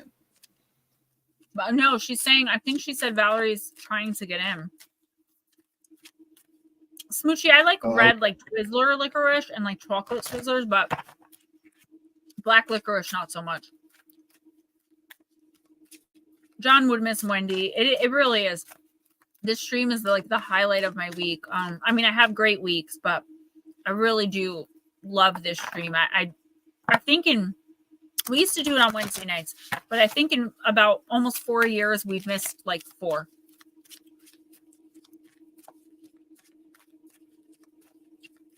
Oh, no, I can't. Oh, well, people do sometimes. They're like, oh, you must have blocked me. I can't get in your stream. And it's like, no, first of all, I don't block anyone unless they're a troll. And secondly, you wouldn't be able to see my stream if I blocked you. All right, Miss Smoochy. Love her. You got Nyx, Goddess of Night. Love, love, love Nyx.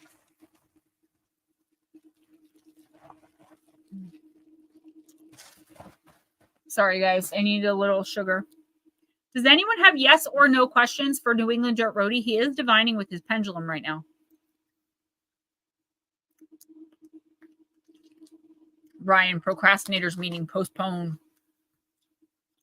Yeah, I can't eat this. It tastes like fry oil. I mean, I'll eat what's left that I took out, but they do. That's all I have left. So Nyx is the card of respite. Local Squatch, I don't know. I've had some really mean people, like people that have told me to go off myself. They tell me start a gas leak in my house and make sure the windows are closed. They tell me my voice sounds like a cat that got dragged 20 miles by a train screaming the whole way. I just laugh. Okay, cool. Netter, Blue Crossroads has a question. Guys, don't forget yes or no questions with Netter. And as soon as September comes and I can go back to full schedule, we're going to have him on physically divining for us.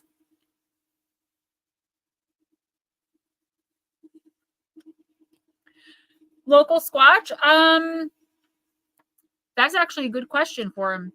So if you have a question for Netter, put it in like all caps so that he knows you're asking a question.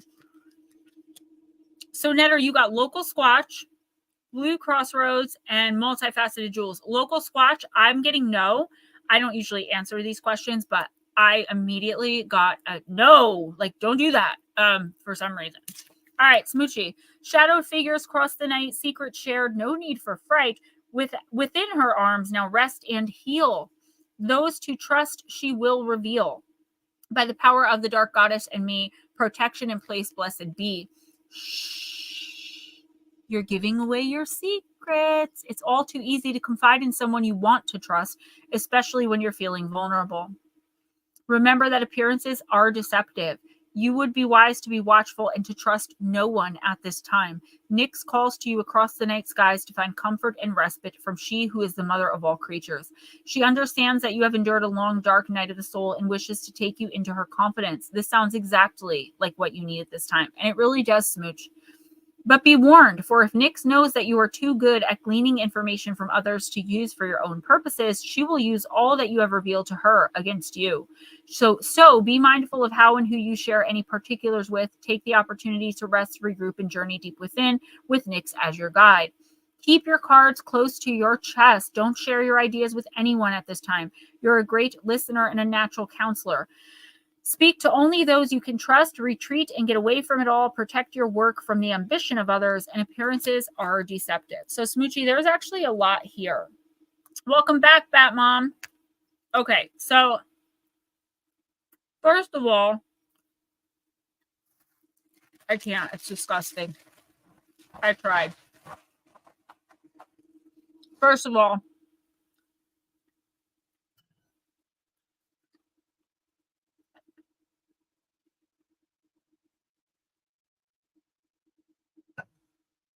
okay.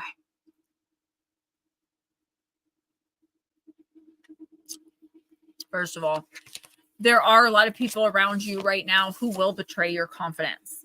Okay. And I don't know if that's usually the case. Like, I feel like I have this many people I can trust and this many people I can't. But I'm really good at gleaning that information because of my spiritual gifts. I hate calling them gifts. Local Squatch, no, but I like to snack during stream. It keeps my sugar up. The problem here is you're like saying too much. You're telling too much.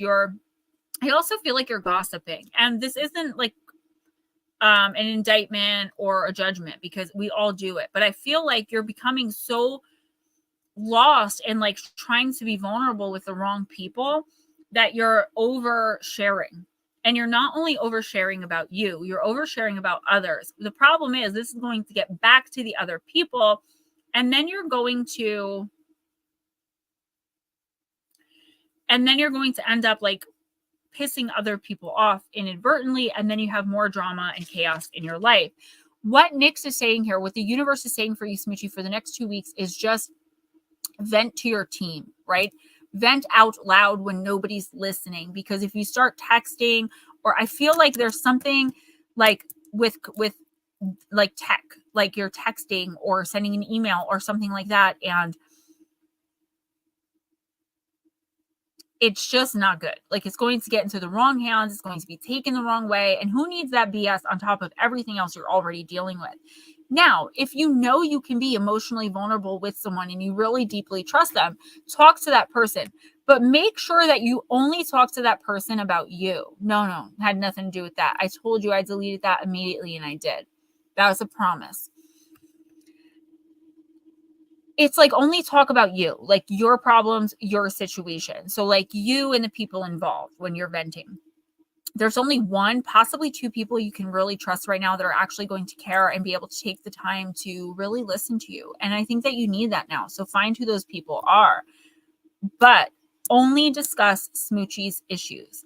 If you start gossiping about other people, even though it's super tempting, I know, because what I do is I talk to Spirit about it, because then I know it's not going to get back to anybody. Don't do it, especially in the next 2 weeks, because what's going to happen is, like I said, it's going to be twisted and turned and used against you, and you could end up losing a really good friend over you just meaning, like, trying to vent to someone, trying to connect with someone. Be emotional, be vulnerable, be emotionally vulnerable, but do it with Spirit in the next 2 weeks and keep people out of it. And if you do talk to other people about it, make sure you're only discussing yourself. Miss Vera Ray, welcome back. I was going to timestamp you if you didn't come back. Is everything okay? Oh, geez. Okay.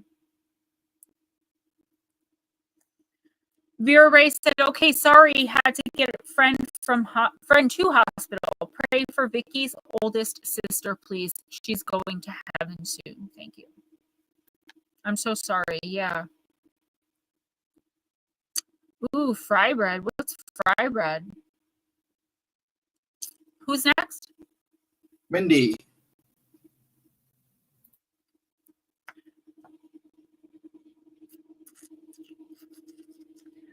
Let's use myths and mermaids.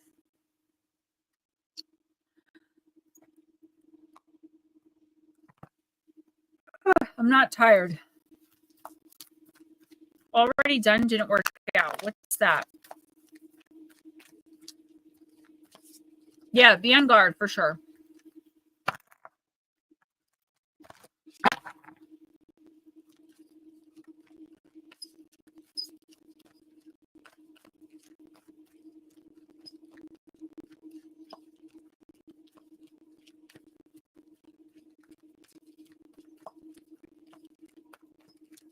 I'm here. Presents.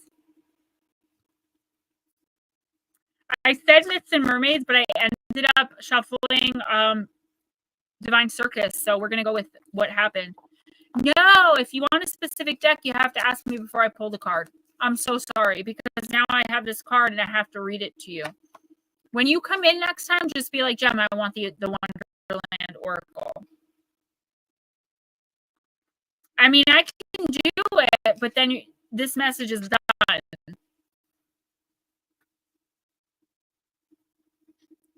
What do you want to do?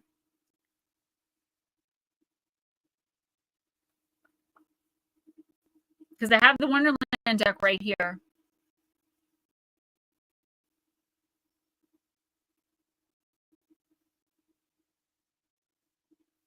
Wendy, do you want to keep this message, or do you want me to choose from the Wonderland Oracle? No way. No, don't throw it away.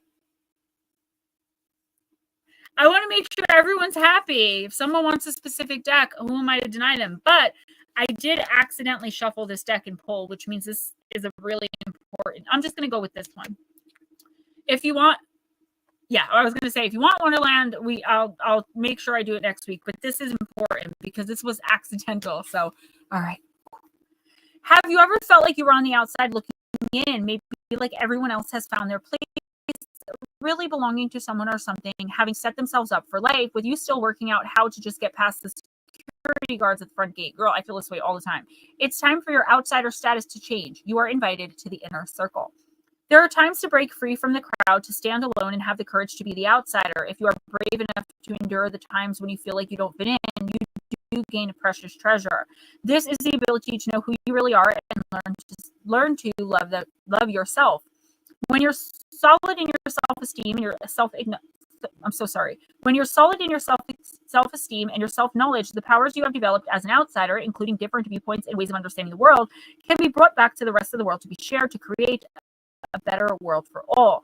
It's a bit like soul version of sharing your holiday pictures with the family after a big adventure, opening up their minds to other worlds, and maybe even inspiring them to make their own journey. But if you spent long enough on the outside, on the fringes of life, perhaps leaving people behind, it can take some intention and attention to change course. You might have become used to being the lone wolf or standing so apart from the crowd that there's no one else around you. Welcome to my world. It means believing that you can sail straight past the security guards at the door, straight into the most deliciously wonderful party, and into the VIP room at the center. Wendy, it's time for acceptance at a greater level because you are safe. You have learned to accept yourself, so you'll not hand your power over to others as though their approval means more to you than your own self-possession. You can be amongst the crowd and take your rightful place there, yet still be an individual very much at home, belonging and sharing your treasures with others, still exactly who you are in truth. The Oracle of the Guest of Honor brings a message. You are going to be offered pride of place in something that matters a lot to you. Accept it. It's your time to feel as though you have been chosen and that you belong.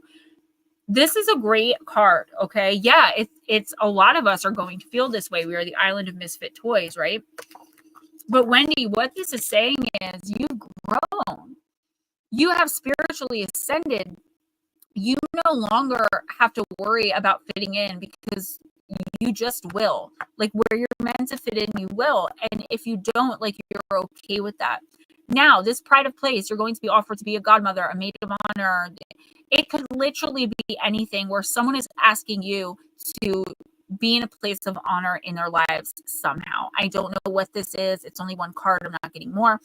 But I'm getting like the vibe of, will you be my maid of honor? Will you be my child's godmother? Something like that. I feel like, I don't know. Are you married?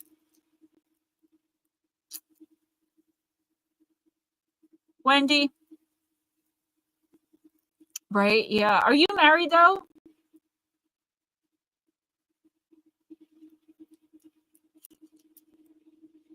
Okay. So I'm seeing like a really great relationship. It could be a soul partnership here, and it doesn't have to be romantic. But what the message I was getting was like, you can accept romantic love now. And since you've been married 26 years, I don't know what the state is of your relationship, but it's time to do something, whether you don't have to like actually renew your vows, but it's something like that, like getting back together with your husband, right? Maybe going out of your way to be kinder, or going out of your way to acknowledge something that he does for the family or for your home. This is a soul partner. So I don't know, again, if it's a good marriage, quote unquote, or a bad marriage, but it is a soul connection. You guys are soul mated to be together. You'll probably have more lifetimes, probably have had more lifetimes, and are having some right now. This is for you to understand. Okay. I'm seeing a love, right? And I'm seeing like you can accept, hey, divine romantic love. And that's kind of why I asked, because it was confusing for me, because it was saying to accept this new person coming in, but you said you were married. This is like you are going to meet a soul connection. This person and you are doing other lifetimes together. I can't say that it's going to be your end all and be all in romance. It could be a friend. Yes, absolutely.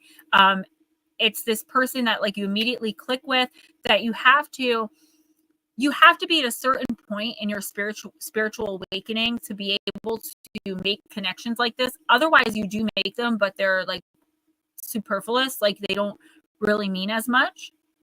That mom, don't worry about it. I'm like, what are you talking about? But this is someone you can trust. This is someone you can give your heart to, or you can tell your ideas. If it's that kind of partnership, you can be friends with and really trust them in love. There's a great love here coming in for you. It could have already come in.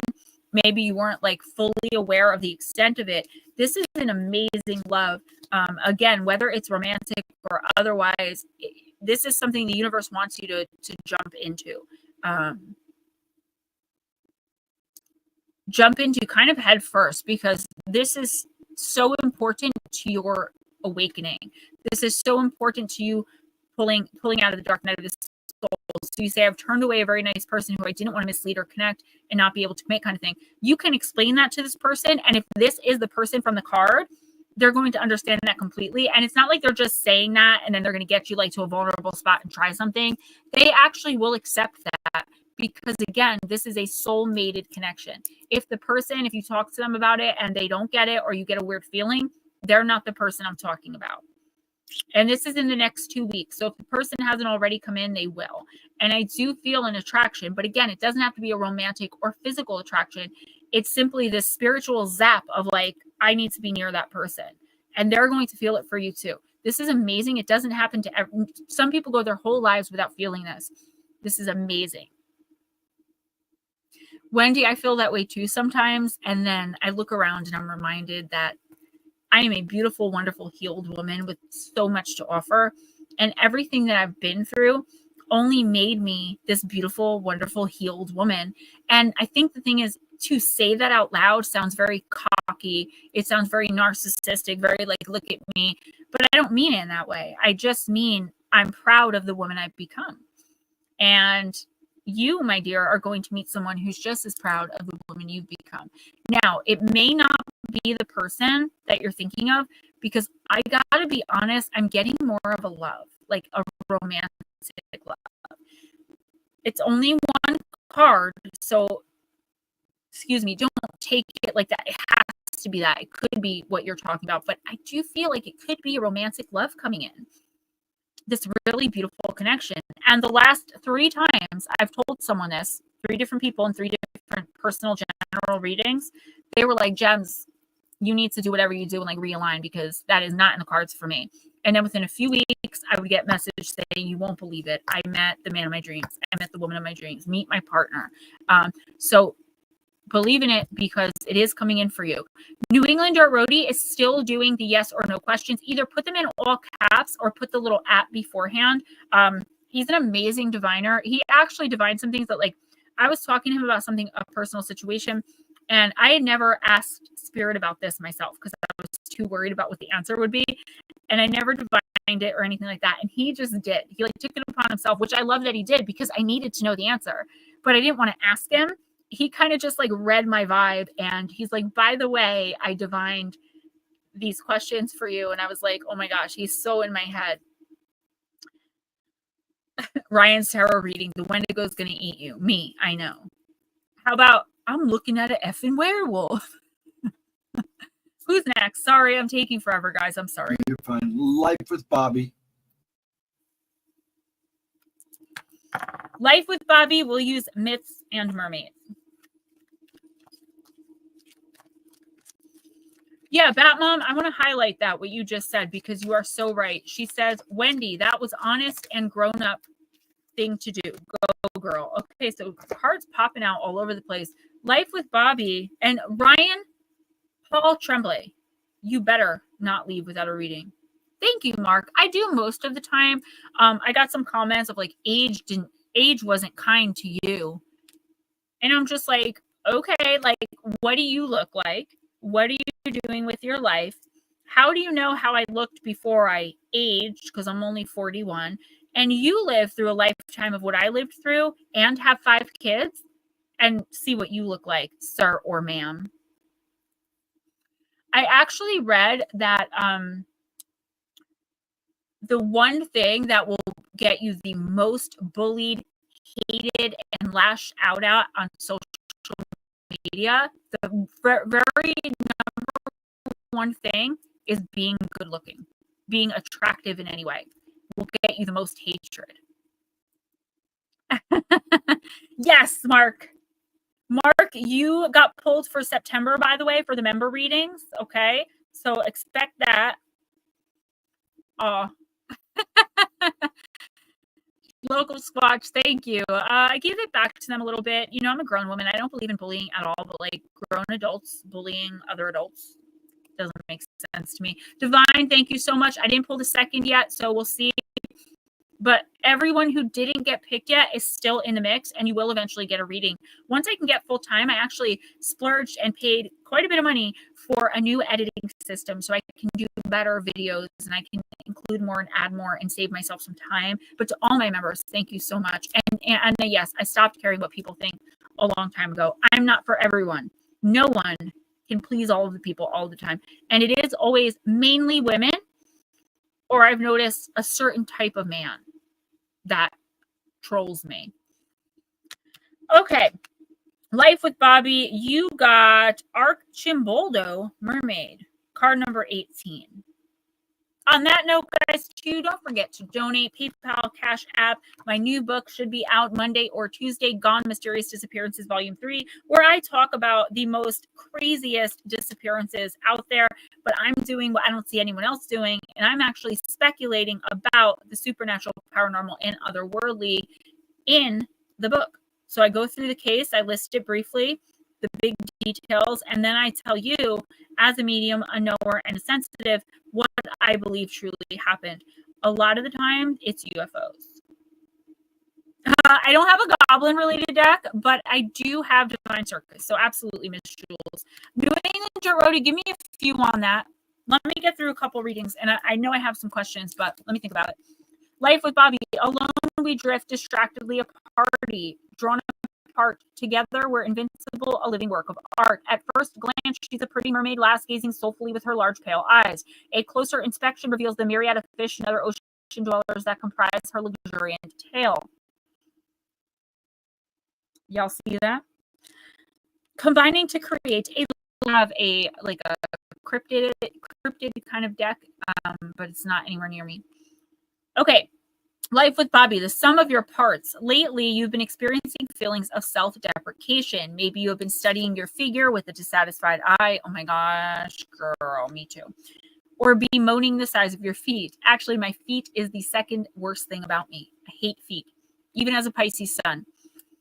You need to stop the hypercritical analyzing before you sink any lower. Bobby, you are so much more than a collection of parts. Other people don't look at you through the lens of a microscope, and it's very unhealthy to do that to yourself. Concentrate instead on the beautiful person you are as a whole and treat yourself with love and affection. So here's the thing. Yeah, no, that's awesome, Wendy. I try not to push, and I don't even like having to say it to begin with. Once I'm contracted for writing, it's a whole different story because then I make a few thousand a month. Right now, when I'm living off nothing but donations, I got to stop interrupting the readings, and I am sorry. I get a lot of flack for that. So let me focus. Life with Bobby, whether you're looking at yourself like I do in the mirror and being like, oh my gosh, from the waist down, I'm a fat slob. Actually, it's like from right below the boobs down. Or you're just not giving yourself enough credit, right? So it's like you always feel like what they're showing me, and this is so bizarre, and this is why like I don't tell you guys a lot what I'm seeing. What they're showing me is like kids in a gym, and they're like picking teams. Like I pick Ghost Dragons, I pick Aunt Anna, I pick Smoochie, I pick Jules, and you're the last woman standing. You're the last kid standing. And it's like this has been a running theme throughout your life, Bobby. To now where even as a grown adult, you feel like you don't deserve better. You feel less than a lot of the time, whether it's about how you physically look or just who you are as a human being. And the universe is saying what you're doing is manifesting the least. Instead of manifesting the abundance,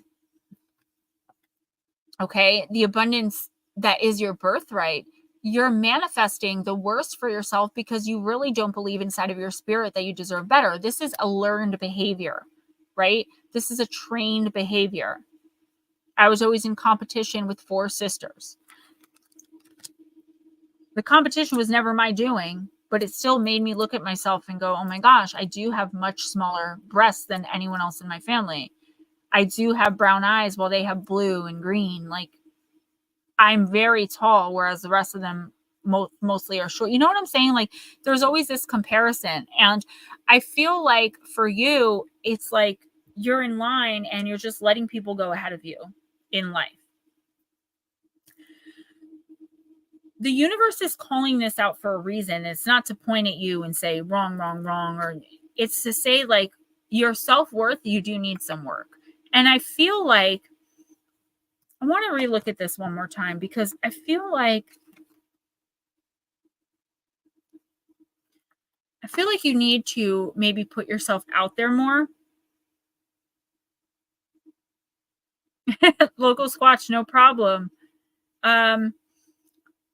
There's something in the next couple of weeks that you want, or that you're hoping to obtain, achieve, or something. But it's like you're so willing to step back and step down and allow someone else to grab whatever this is, when rightfully it is yours. So you worked for it or you paid for it. There's something here that like you're just going to let it be taken from you. And the universe is like, no, like this is yours. Step outside of the shell that you have yourself in and be who you are. I don't know if this is making sense to you. I mean, you're calling yourself fat. I mean, okay, maybe that's considered overweight, but people aren't looking at you like that, right? Like, I know inside people aren't looking at me and going, wow, she has 5 kids. Look at her gross stomach.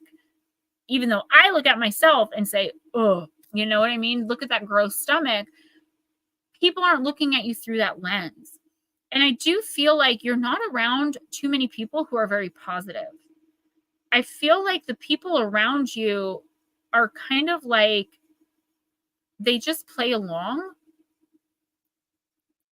I also hear someone in my head, like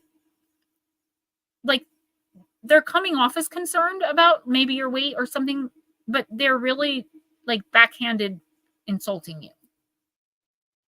I don't like the people you have in your life. I don't mind others going before me. And that's great. We should let others go before us in certain circumstances. You cannot always allow yourself to be last. The universe is saying there's something in the next few weeks, and I'd say between 2 weeks to a month, right? A little longer I'm seeing than I normally do. And it's like, get up and grab it. Stop being silent. You want this. You've earned this. You need this. It's right there for the taking. Do not let anyone else take this. And once you step into that power and take what is rightfully yours, it's going to help build you spiritually. And I feel like right when you do that, you'll be stepping into some bigger opportunity to really change you spiritually and start healing this inner child who always got picked last. Local Squatch, what happened? Yeah, I don't know if you can drop links if you're not a moderator, but I mean, feel free to promote your channel in any way. Thoughts always go whirling around. I feel like the people around you just aren't helpful, and you need to step outside of yourself and let other people in. And it doesn't mean you have to be fully vulnerable 100% of the time about everything, but it does mean that like you need people that can relate to you, that can tell you how beautiful you are on the inside and out. You know, I walk around like, okay, maybe today I'll look pretty enough for someone to tell me I look pretty. It's been like 18 months since I was told, just, you look nice, you know? So I tell myself, I'm like, damn girl, it's a nice wig. And like literally talk to myself. But it helps me to be more confident, to be able to even do this. We are our own worst critic. There's people out there who find you more beautiful than anybody else. It's really true. It really is. Like, I can get 100 comments from people telling me you're so pretty, you're so sweet, you know, I didn't use today because I listened to your stream, or you inspire me. And I get one comment that's like, you're a fat, ugly piece of crap. And I will focus on that one comment and completely forget the 100 or 1,000 others of everybody supporting me. Somebody tried to imply I was a weirdo because I think you're attractive. No. We're all weirdos in here, by the way. And if you're weird for thinking I'm attractive, then I think like 90% of you guys are weird. But that's what I mean. Do you know what I'm saying? Have some fun with it too. I'm 41 years old. My older grown sons, one will be 25, one's about to be 20, one just turned 23.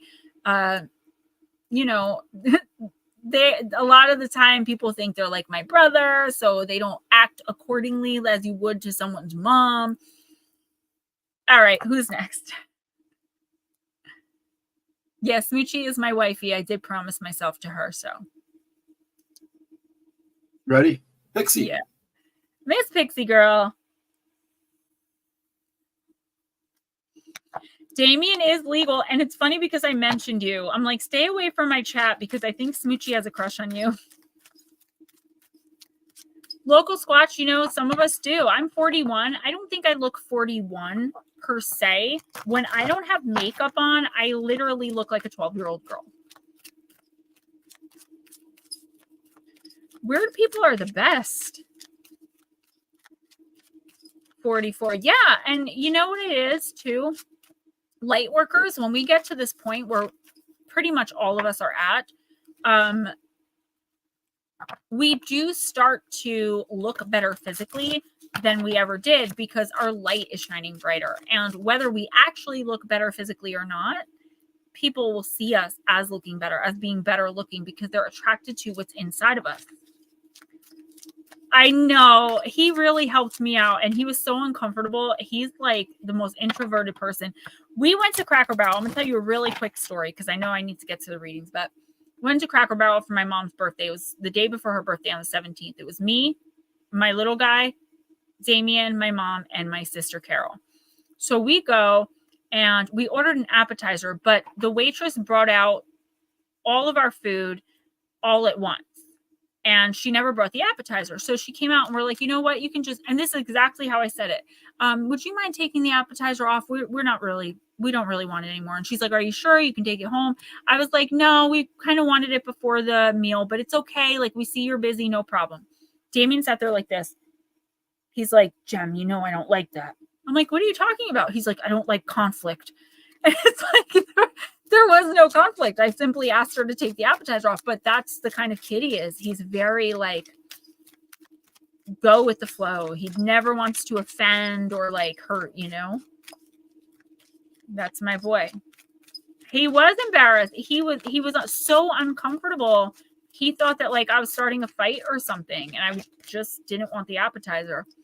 Miss Lara, interestingly enough, when I pulled these cards for me, I pulled 3, and this one came out, and I was like, why did I get this one? It's Celebrity Spirit. It's Bruce Lee. And this card is telling you to stay focused. Oh, I love Cheesecake Factory. I do too, but like, I felt like I wasn't doing anything. I was making a very reasonable request, and I was very kind about it. Well, I get like that with my mom and my sister, because my sister immediately was like, well, an appetizer's brought out. And I know she was going to say before the food. So I cut her off and was like, no, it's okay. We just wanted it. My cheeks get red.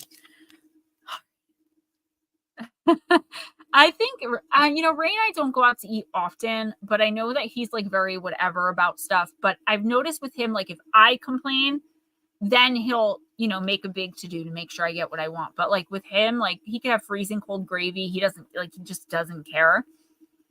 All right, Miss Pixie, this is interesting. So you need to stay focused. Your title is Hero, also Crime Fighter, Avenger, and Warrior.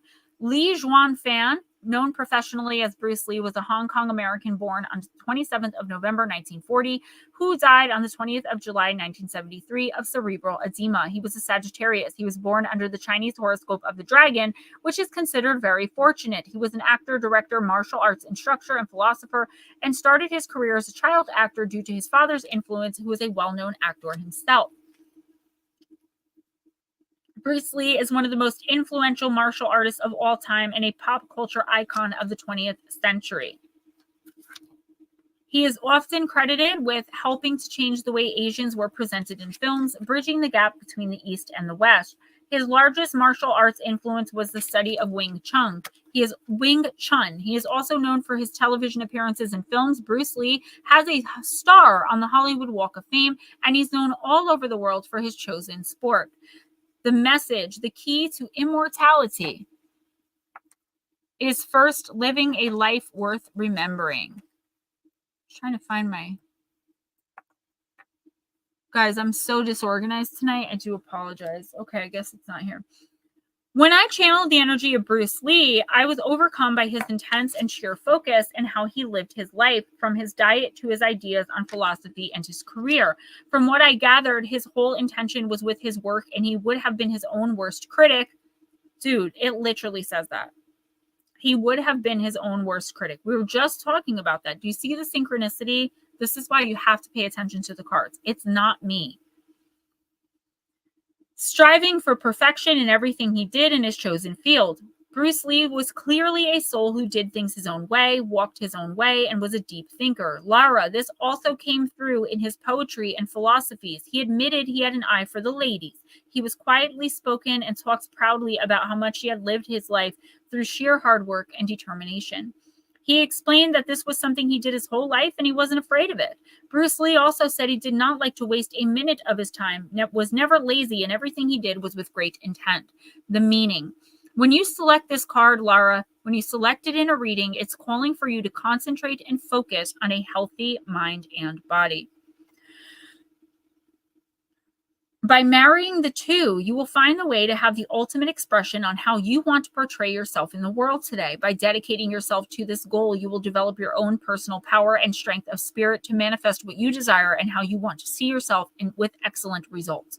Instead of thinking about it, you now need to take action by taking personal responsibility to get your mind and body healthy together. So, I mean, what this is saying, there's a few messages here. Obviously it's talking about your physicality. I know you have some physical health issues, but also like your mental state. So, and I shouldn't have said mental state, the way like you're thinking, right? I feel as though there's something with your physical health that you're feeling like is affecting your ability to do things. Like you're like, oh, I can't take that opportunity because XYZ is wrong with me. Or, oh man, I can't do that thing I've always wanted to do because XYZ is wrong with me. The thing is, yes, there are going to be, what's up, Valerie? There are going to be things that you can't do because of physical limitations. But the more you tell yourself that, the more it's going to be true. And then you're going to lose out on opportunities. I feel like there's something that you're very slowly achieving in the background. It's not first and foremost yet. But you're not pushing yourself as hard as you could because, and this is not meant as a judgment, but because you're leaning into whatever this physical thing is. You're allowing it to stifle you. I see like stifling your voice. And like there's no reason you can't spread the message of love and light and peace and high energy like you do, even more than you're doing because of what's happening with you. I don't know the full extent of your illnesses. And like I said, I'm just giving you the message that's coming through. The universe is saying, take risks, obviously not to your detriment or that are going to like hurt you, but there's an opportunity that either just came in, that's been in the background for a while, or that's coming in. So it's just a major opportunity here. And I feel like you really want to go for it. You really want to take it. But that part of you is telling you like, don't be stupid. Like, you can't possibly, that's the ego. That's the fear ego, being afraid of failure, but also being afraid of success. Lara, you will be successful in whatever this is, whatever this quote unquote hobby is that you're slowly moving into. You're going to be a big success, but it's going to take a lot longer if you keep telling yourself that you have limitations. There is no limitation on your voice. Express yourself. People need to hear the things you have to say. You don't realize, like I don't realize, right? I have people that message me and say, I was on my way to the spot and then your stream popped up and I happened to hear you talking about recovery and I turned around and went home and cried instead. Am I happy they were crying? No, but I'm ecstatic they didn't use. Now that person might tell the next person what happened. And then and it's like this butterfly effect of touching people that you'll never understand in the ways in which you affected them. And that's what you're taking away from the world, from the collective, every time you don't take an opportunity or a risk that deep down inside, you really should, or you really want to. Push yourself a little bit harder, stay focused because you are a badass. Who's next? Mark.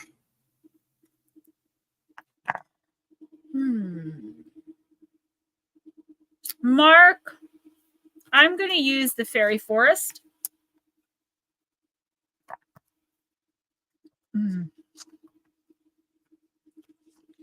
Smoochie, watch it. I'm watching you. Right meow.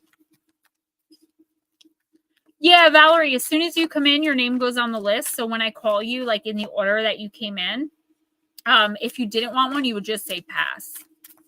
But that's why we love her. If it wasn't for YouTube and all of its rules and regulations, like this stream might make me $5, but that's $5 extra at the end of the month. You know what I'm saying? It does add up.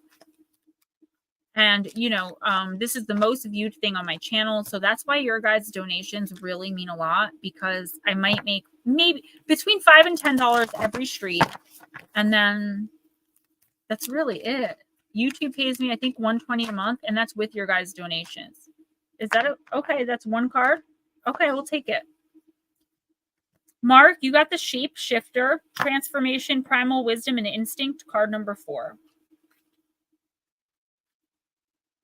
Wonderful, Miss Pixie. I'm so glad to hear it. So I feel like one is coming in. That's why you got this card, because I actually opened that box to read that deck for you. I didn't already have it open. Your team wanted that deck specifically. So that's a big message.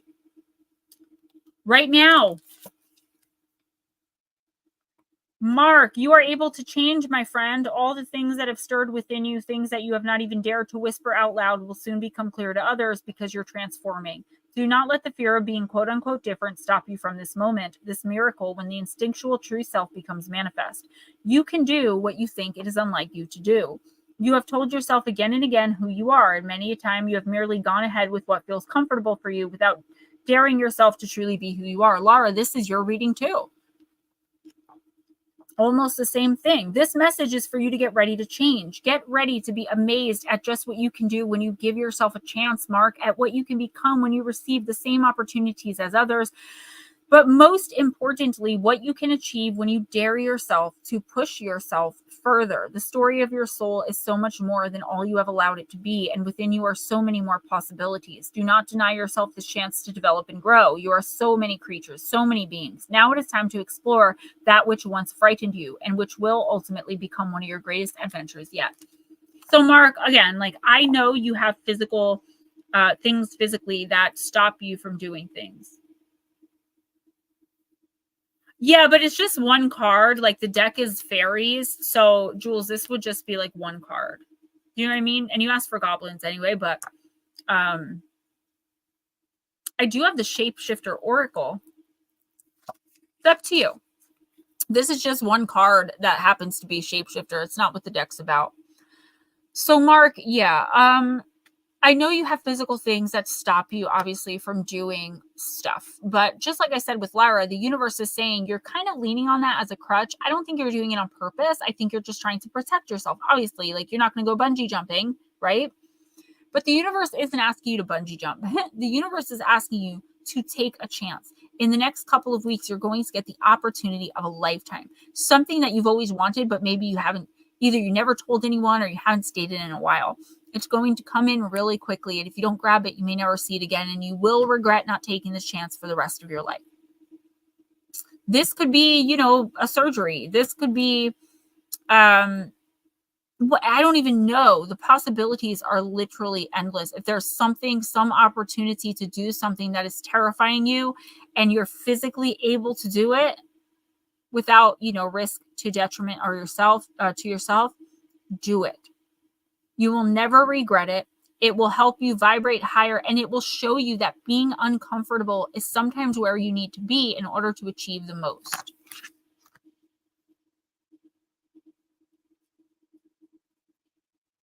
Or I have the Shapeshifter Oracle, but you had said goblins.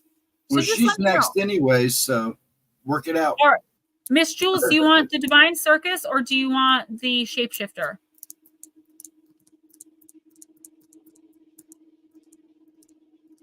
Something is coming in for you, Mark, and I feel like if you don't accept it, it's going to be like a challenging, but if you don't accept it, it's going to be a big, big regret. It's going to be a huge loss for you. Jules, do you want the Shapeshifter Oracle or the Divine Circus, sweetie?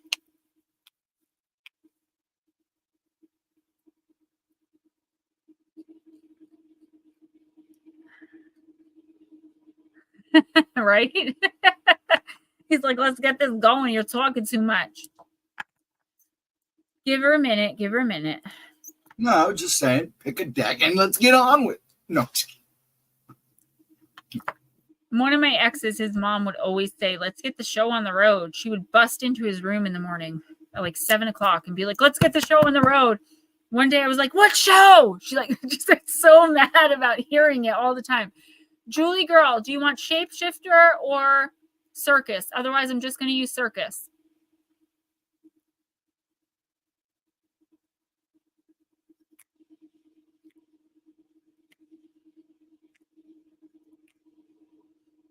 All right, we're going to do Divine Circus. I know she's going to answer as soon as I pull the card. Oh, okay. Josh, and I haven't heard that in so long.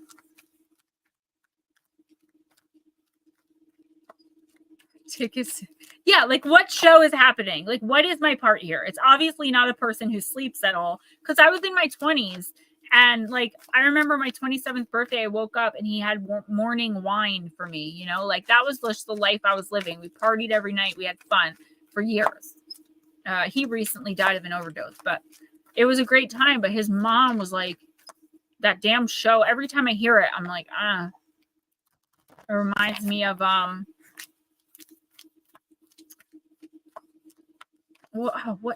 it's just not good. It reminds me of, what the hell was her name? Oh, Miss Lorraine.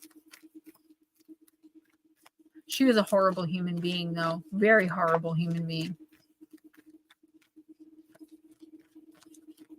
His dad, we called him Senor Bill. He was like really nice. And for his birthday, I wanted to bake him a cake. So I baked him a cake and it ended up saying happy birthday, Senior Bill. Because I didn't know how to spell senior. I guess he had to be there. Yeah. Jules, you got the Dark Harlequin. Card number 27. I love this card, by the way.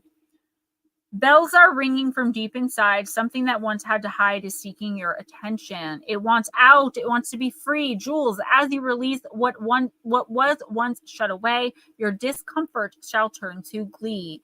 You are a spiritual adventurer. I mean, obviously, duh. You are not afraid to go to the edge of what you know, of who you have believed yourself to be. Even when before you there lies the darkness of unknown worlds, of undiscovered parts of you, even when you feel uncertainty, discomfort, or doubt, you are still willing, even if quaking in your boots, to figure out what it's all about. This fine and fierce attitude gives you a special kind of grace, the grace to discover that you are a living, wild, divinely free, and empowered force to be reckoned with in this world. That discovery sets you free from fear and unleashes you upon a path of loving, wild creation and joyful abandon. Thank you, Miss Nicole. Timu, baby, Timu. So you have come to a place in you and in your life, Jules, where you don't know. You don't know what's happening. You don't know how to work through it. You don't know who you are. Well, not all of who you are. You don't know what you don't know. You are at a point of not knowing because you're growing. There will be surprises. There will be discoveries. You'll feel awkward at times, like you're trying to see in the dark. You'll wonder if you are supposed to be confused. To be so confused, if you are supposed to feel like you aren't sure of who you are anymore, or even if things that once made sense in your life are supposed to seem so fragile, as though life, once thought rock solid, actually turns out to be a house of cards. The answer, of course, is yes. Yes, it's a royally divine mess. Right, Valerie? Don't be afraid, Jules, to let there be some inner rattling and rampaging. The Dark Harlequin card comes to you at a time when you are naturally diving into the darkness for a healing purpose. So ask the difficult questions. Do things you wouldn't normally do. Experiment with thinking in ways you wouldn't normally think. Be willing to let everything change for the better by first letting go of how things are now. The messier your inner world seems to be right now, the more you can expect complete and utter transformation as a new order comes into form. Expect the unexpected, for you are born to grow into what is happening now. It's time to let the wild thing within you out. Yes, Jules. Killer Demonics, what's up? So, yeah.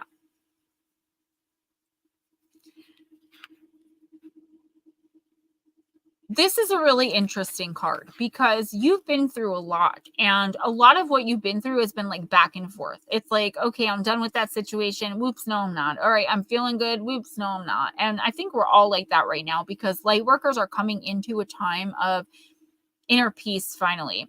Like regardless of what's happening all around us, we are coming into a time of enlightenment and awakening and putting that energy into the collective.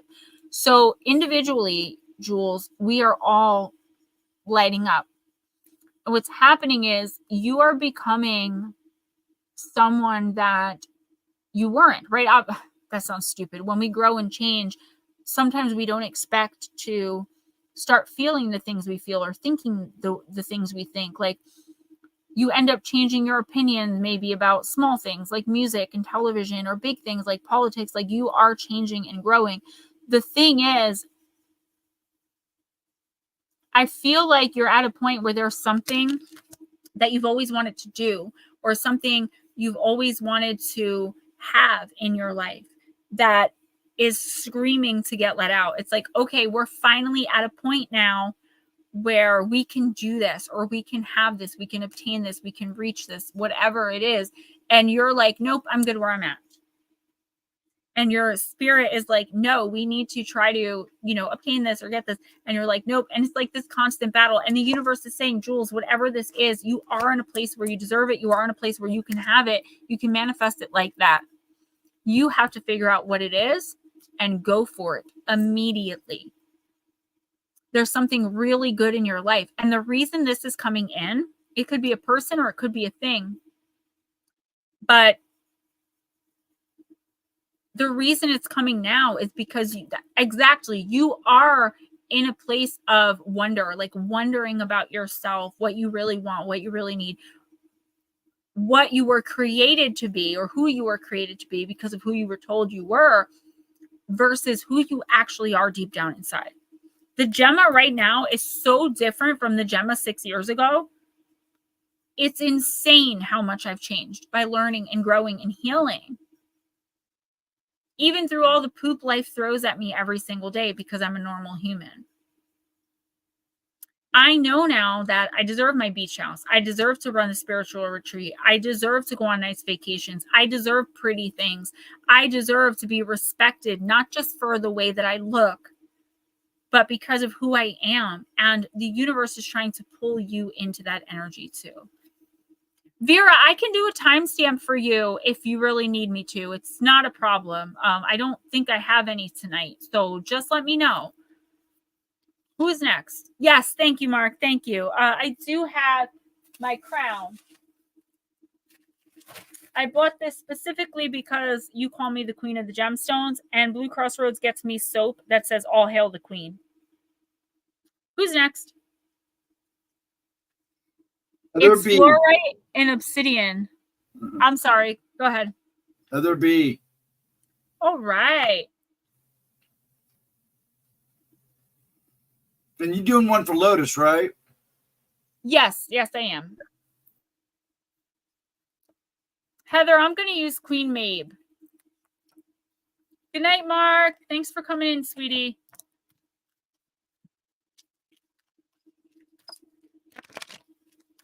Oh, thank you. I also got this from Temu. I think everything I'm wearing right now, except for this necklace, it's Moldavite. It was a gift from Lotus. And I got the ring from Temu as well. Everything I'm wearing besides my capris and my necklace. Giving mermaid vibes. Yeah. All right.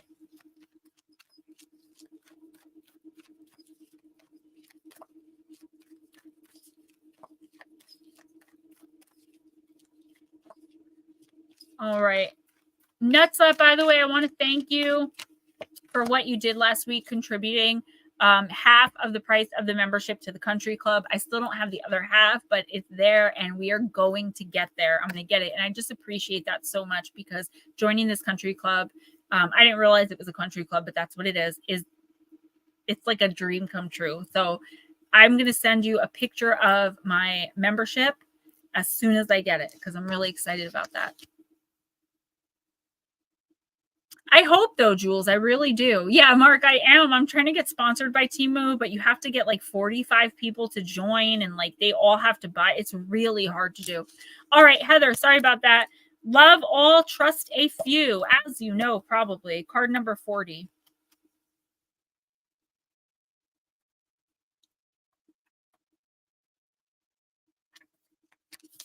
Refuse to be controlling or controlled. If you mistake universal love for unquestioning trust, there will surely be those who will happily take advantage of your confusion of the two. You can tune into the eternal nature of a soul, one's inherent beauty and worthiness, without agreeing to go along with everything someone asks, assumes, or appears to require. It does make sense to love everyone unconditionally if you can manage it. At the same time, you need not let everyone into your inner circle of trust. Some people you will want to keep at a distance. Still, others you may want to bar from your life completely. This is not a perfect science. No two people are alike. Every relationship is a negotiation of power and an exploration of what feels right and safe to you at this particular time. Thank you, Miss Julie girl. Heather, the older you get, the more experience and wisdom you will gain. But as long as you interact with others, you will not be immune from the attentions of those who will seek to dominate, manipulate, and control you. That is so awesome. There may also be times when you are the manipulative party, the abuser, the narcissist, or the boundary crosser. If you find yourself dismissing the previous statement outright, stop, read it again, ask yourself, have I received such feedback lately? If so, did I refuse to entertain the possibility that I could possibly be mistreating someone? Have I reflected upon my action and asked myself whether or not I was acting with kindness and integrity? As the wise bard wrote, love all, trust a few, do wrong to none. Admitting mistakes makes you stronger, not weaker. Desperately clinging to a vision of yourself as right or perfect is like quicksand, pulling you further and further from honest connections and personal evolution. And even though the same is often true for others, mistakes or weaknesses do not condemn a person or deem them eternally unworthy of love. This doesn't mean you must give your precious time and attention to anyone and everyone who asks for it either.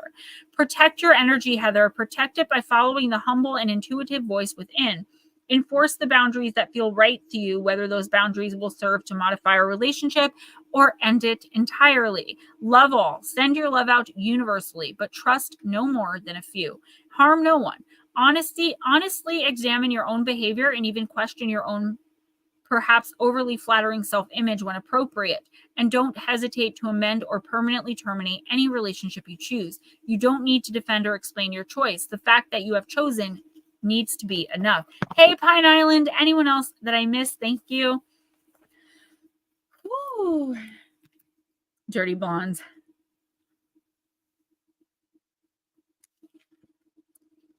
I was thinking that too, Bat Mom. I hope whoever was joking with him didn't offend him and like make him leave, because he was pretty cool. All right. Heather B, I hope you're listening. So what this is saying is like, you are allowed to make a choice. And I feel like that's the main like theme of this card, right? Valerie, exactly. That's why a life with a narcissist is a life with no solutions. They do not want to talk about how they hurt you or even how you hurt them, quote unquote, right? Because then they'd have to be accountable. So when you bring up something that they continuously keep doing night after night after night, year after year after year, finally you just get to the point where you're trained to not bring it up because they're not going to address it anyway. It's just going to turn into a fight. So now they have you trained to never talk about your feelings. But when you finally do blow up and bring it up, you're living in the past, can't let anything go, and a nag.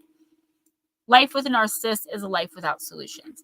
Heather, I do feel like the main gist of this card is a choice. You have made a choice recently, and I feel like you made the best choice for you. I feel like you made the right choice. I feel like all of the information that you're working with, all of the downloads you're receiving, you're following your instinct and your intuition. Yes, it is time for whatever this is to end. The problem is I don't think it's as easy as all that. There's a lot of complications, as there usually are, Valerie, girl.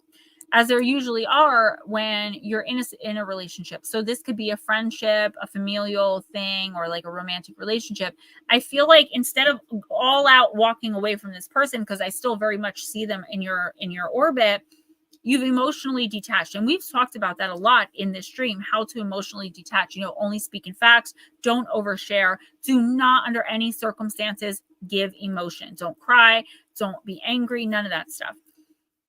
I feel like there's a lot of pushback, not just from the person that you've decided to cut off, but from other people around you. And it's like they have no idea of like the actual issues that are at hand. They may be aware of some of them, But here's the thing. Anyone telling you to work something out with someone who is abusive, manipulative, they're not a light worker. They're not spiritually evolved. They're not learning or growing. They're just who they are all the time.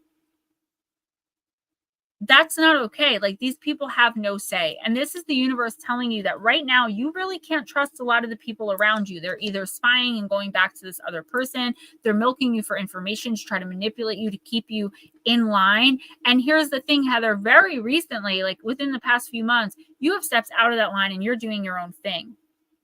The problem is you have this baggage, and the baggage is some sort of narcissistic or toxic person. I'm not a doctor. I cannot diagnose anyone with narcissism. But, there are traits. Heather, the universe is saying, keep going, keep separating, keep pulling yourself apart. Do not get breadcrumbed or sucked back into this person's orbit. And don't listen to anything anyone else is saying, because they have not experienced the same things you have. And if they're not saying anything nice, they shouldn't be saying anything at all. Your decision to cut ties or, stop communication, to ghost, or to just emotionally detach if you're forced to be physically around this person all the time or every day, was the right decision. Keep moving forward. Do not look back, and do not, under any circumstances, because I feel like there's a real risk for this in the next 2 weeks to a month, get pulled back into this. So what else? I had something that I wanted to say. One of you guys said something that reminded me of something. Give me 1 second. It might come back to me.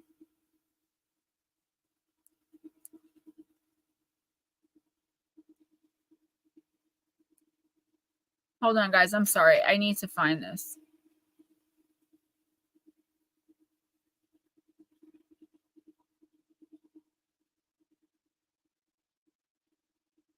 I guess, I don't know. I was going to say something that really was profound to me that I heard lately, but I can't think of it now. Ryan is next when you're ready. Ryan, let's use celebrity spirit. Does anyone have a yes or no question? New Englander Roadie will divine. We'll divine it for you with his pendulum. Yes, I do brain fart. That I can say. That happens all the time.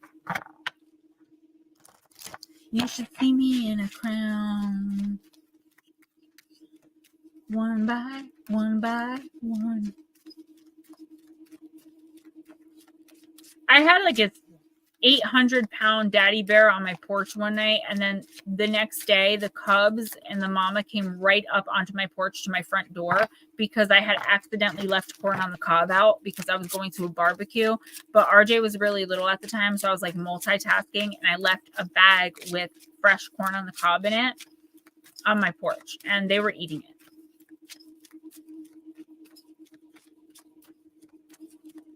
All right, Ryan, let's see who you get.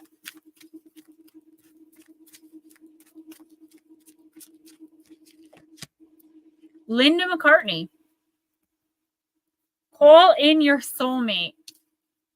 This doesn't have to be romantic. I'm just going to say that from the start. Card number 12. Lover and explorer. Also partner, entrepreneur, and activist. Linda Louise McCartney Eastman was born on the 24th of September 1941 in Scarsdale, New York, and died on the 17th of April 1998 of breast cancer. She was an astrological Libra. Linda was an American photographer, musician, entrepreneur, and animal rights activist. She was best known as a vegetarian and the wife of Paul McCartney, one of the famous members of the Beatles, and for her well-known photographs of celebrities and contemporary musicians. Linda also played keyboard and sang vocals with her husband Paul and toured with his group. Throughout her life, she wrote many cookbooks and inspiring recipes for meatless meals, and also founded the Linda McCartney Foods Company with her husband. Ryan, this is your reading, so I just need to talk to you because it just pops into my head.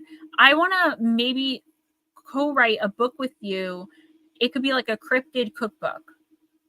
So you're like, we can make like Sasquatch meatballs, and then we can write like, if you can't find Sasquatch, substitute ground beef. Do you know what I'm saying? Like, I don't know. The idea is brewing in my head. The message: when you love your life and friends with passion, anything is possible in this world. When Linda came through in the group seance and spoke to us, she had a very strong feminine energy, was very likable, as I can imagine she was in life, and everyone loved her. I sensed her as a strong, independent woman with certain views on things, especially her view on the killing of animals. I sensed her as a strong, I said that already. The first thing that she mentioned was that Paul was definitely her soulmate and how happy she was in their relationship. One of her greatest loves was her family and, of course, her soulmate, whom she managed to finally find. Linda also said how brilliant and sensitive Paul is, and mentioned very pointedly, because she was there, how it wasn't Paul who broke up the Beatles, but Yoko. This is, of course, debatable today by fans from both sides. Linda had a very strong, intelligent energy, spoke fondly of her amazing life, and mentioned how important love was in its uniqueness and form. Her motto was to live life to the fullest. Linda said she loved playing in Paul's bands and did it for fun. The meaning: if you have drawn out this card today, Ryan, Spirit is telling you very gently to love whatever you do with passion, and your life and work will flow easily. Once you have the right mindset and dedication, creative energy will flourish and flow easily as you are living your true destiny. Like everything in life, anything we put love, dedication, time, and energy into will generally flourish like a beautiful garden full of rich nourishment and colorful blooms. So, yes, I knew you'd get it. I knew you'd get it. This has been brewing in my head for so long. And then it's like, I'm friends with the cryptid guy. Of course we need to do this. So I can more than likely get it published. We need to talk about this privately. Okay. As far as your message, I feel as though, I mean, I know this is why, like, it gets tricky for me to not bring like what I know personally into the reading, but I kind of have to here. Don't give up. I feel like there's something here that you're doing, and I do feel like it's your work in the cryptid community, in this community. Like, you cannot just walk away from this. This is what your soul is moving you to do, right? It's in your contract. So each and every day that you do this work, you become more aligned. You become more connected to your divine purpose. And that's why you will attract a lot of negative energy, a lot of demonic people, a lot of toxicity. The thing is learning to recognize it or them for what and who they are, and move on from them, enforce that boundary of, I'm going to do my work, and that's that. And you're not going to come between it. There is someone here, and I they're trying to destroy everything that you've created, and you don't deserve that. It's not fair. It's not something you should have to be dealing with. But because you are definitely dealing with it, sorry, I had to grab something. I couldn't find it. Because you definitely are dealing with it, it's like you're just ready to just give up. And I feel like this is the universe telling you, no flipping way. Keep dreaming, keep striving, keep meeting those goals. And here's the thing. Love is coming in for you. I see in the next 3 to 6 months an actual soulmate, somebody you are so deeply connected with. This is your person. So whether you last forever with them and end up getting married and having kids or whatever you plan on doing and all that jazz, it is someone who's going to be very significant and who's going to change your heart, who's going to show you what true love is really like, how you're supposed to be treated, someone who reciprocates your energy, and it's someone in your personal space. So it's not like a long distance thing. Don't give up. I mean, it's right here. Be passionate. Pursue it even more. Push even harder. Use this negativity. Turn it into positivity and push it out into the world. It's like I said to Lara, you don't know how you're affecting someone and how they affect someone because of your effect, and how they affect someone because of their and the other's effect and my effect. You don't know how you're affecting people and who needs to hear what you have to say. And I'm hearing breakthrough. I don't know what that means. Well, that's why I said, or whatever it is you want to do. Who's next? Mike J. All right, behold.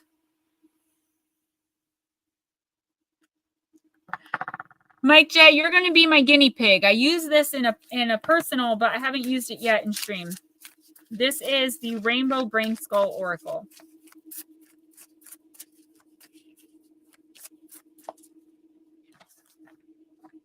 Behold. All right, let's see. I guinea pigged this card in personals on Blue Cross Roads yesterday, and it worked really well.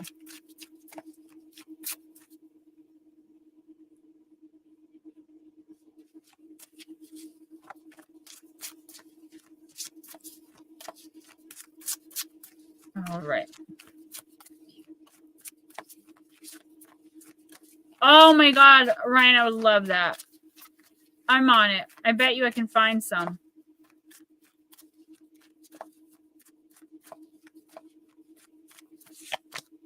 Create right now, not just during soft good times. And Ryan, this is for you too. Mike, card number 12.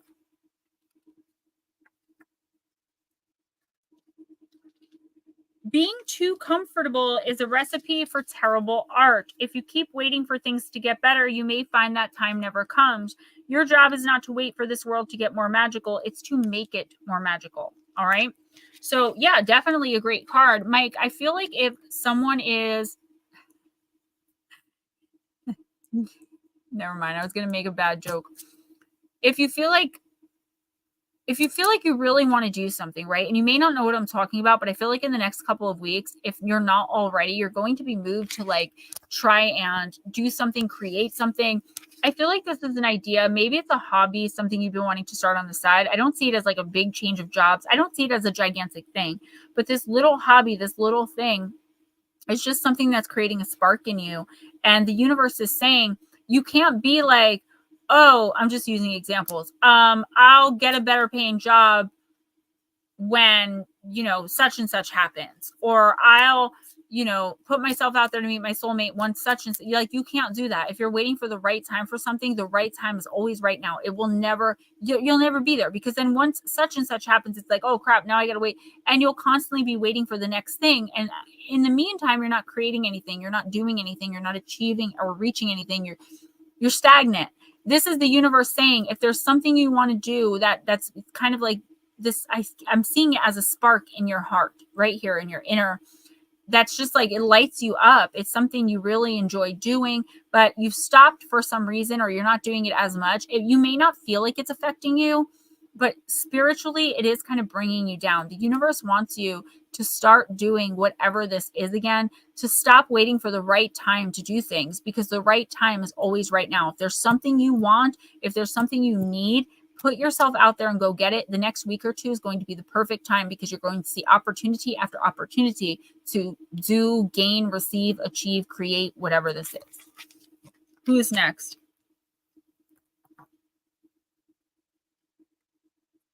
Bat Mom. Bat Mom, I'm going to use the Radiant Sun.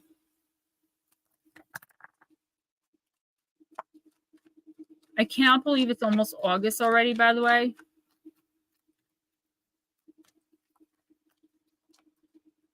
You're welcome, Sir Mike. Guys, don't forget yes or no questions for New England or Roadie. Wasn't it, Wendy? It really was. I saw that love like 3 to 6 months down the line.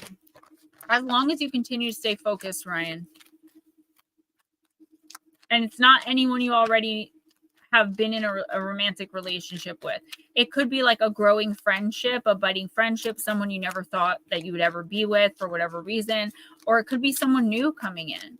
I do feel like they're already kind of in your orbit, but you don't really, not like you're close with them right now. You guys are going to get there. All right, Bat Mom.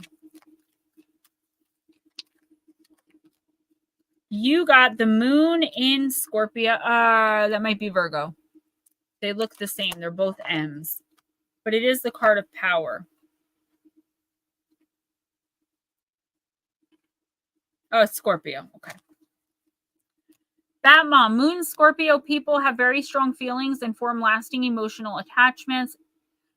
They are intensely loyal, however, susceptible to brooding jealousy and strong emotional outbursts. The moon is traditionally in its full in Scorpio, and so this is not a sign in which emotions are freely expressed. Often, an immense conservation of emotional energy is released in an intense and extreme manner. People with this combination can hold a grudge longer than anyone else, but find no sacrifice too great for someone they love. Moon Scorpios can at times be overwhelmed by intense emotional reactions to an almost psychic sensitivity to others. These qualities are helpful in developing an aptitude for healing and counseling. Certainly with all this emotional energy, Moon Scorpios find some kind of work helping the less fortunate fulfilling.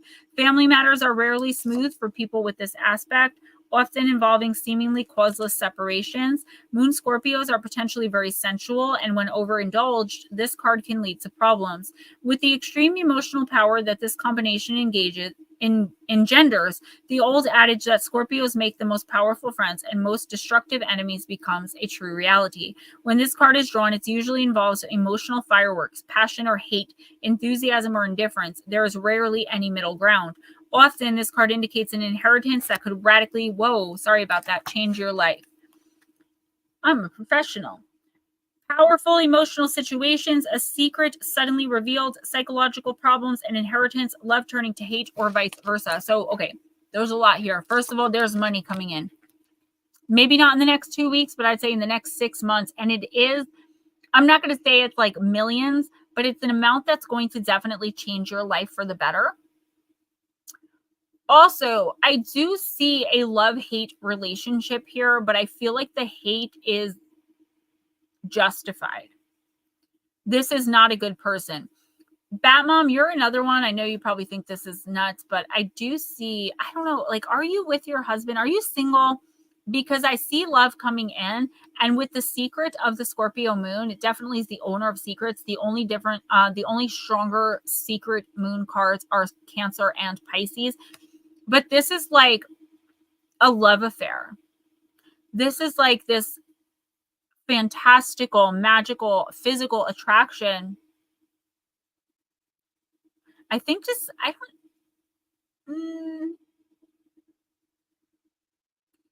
is like sleeping with your toxic ex type scenario. The universe is saying, like, you can do better. You will do better. I do feel like there's going to be something said, like, by accident in the heat of the moment.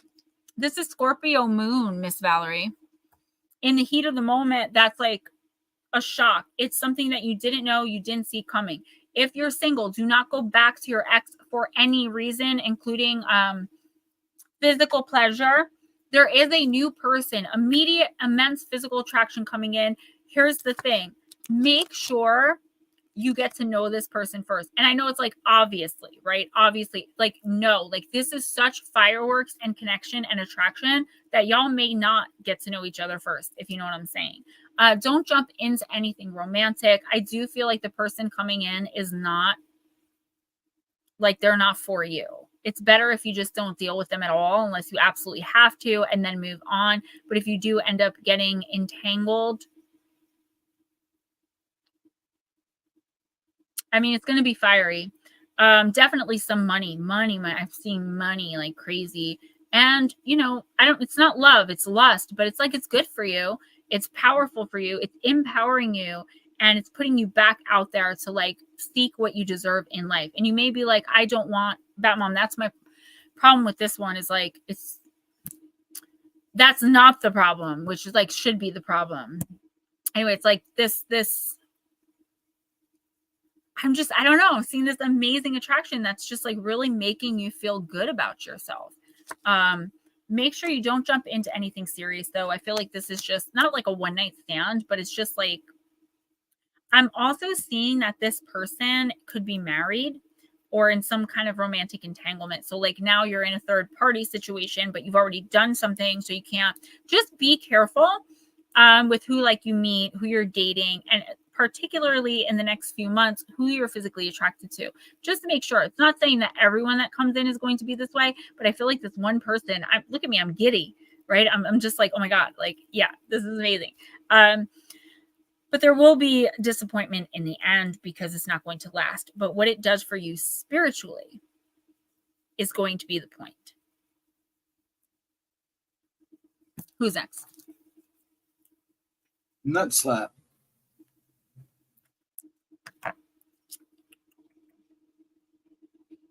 Nut slap. I am going to use the Hekatean path.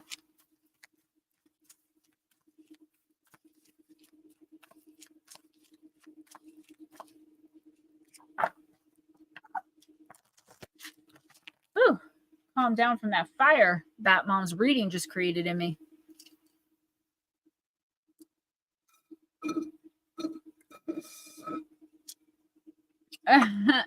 We can listen. If I were single, I could meet guys like guys in the chat. You could always meet people like this in real life. You just have to learn to like sniff them out better. John Woodmess, if you're here, let us know so that you can get a card. And Local Squatch, I don't know where you went. You didn't say goodbye. I hope you weren't offended by anything. And I hope you come back. It was great having you. All right. You can't give up. Can't give up on love. Because if you're a healed 100%, or I don't think we all heal, any of us heal 100%. But if, I'm sorry, my ear itches really bad. If you are, you know, a healed person, then you'll attract other healed people. We usually attract people that vibrate on our level, but the problem is, as light workers, we're attracted to people that are on a lower level than us because we want to heal them. And the problem is, if they're not aware of their light, if they're not working with their light, if they don't believe in their light, that's when we end up having problems. That's where the problems always come from. You got Hecate's Wheel, card number 41, the card of cycles.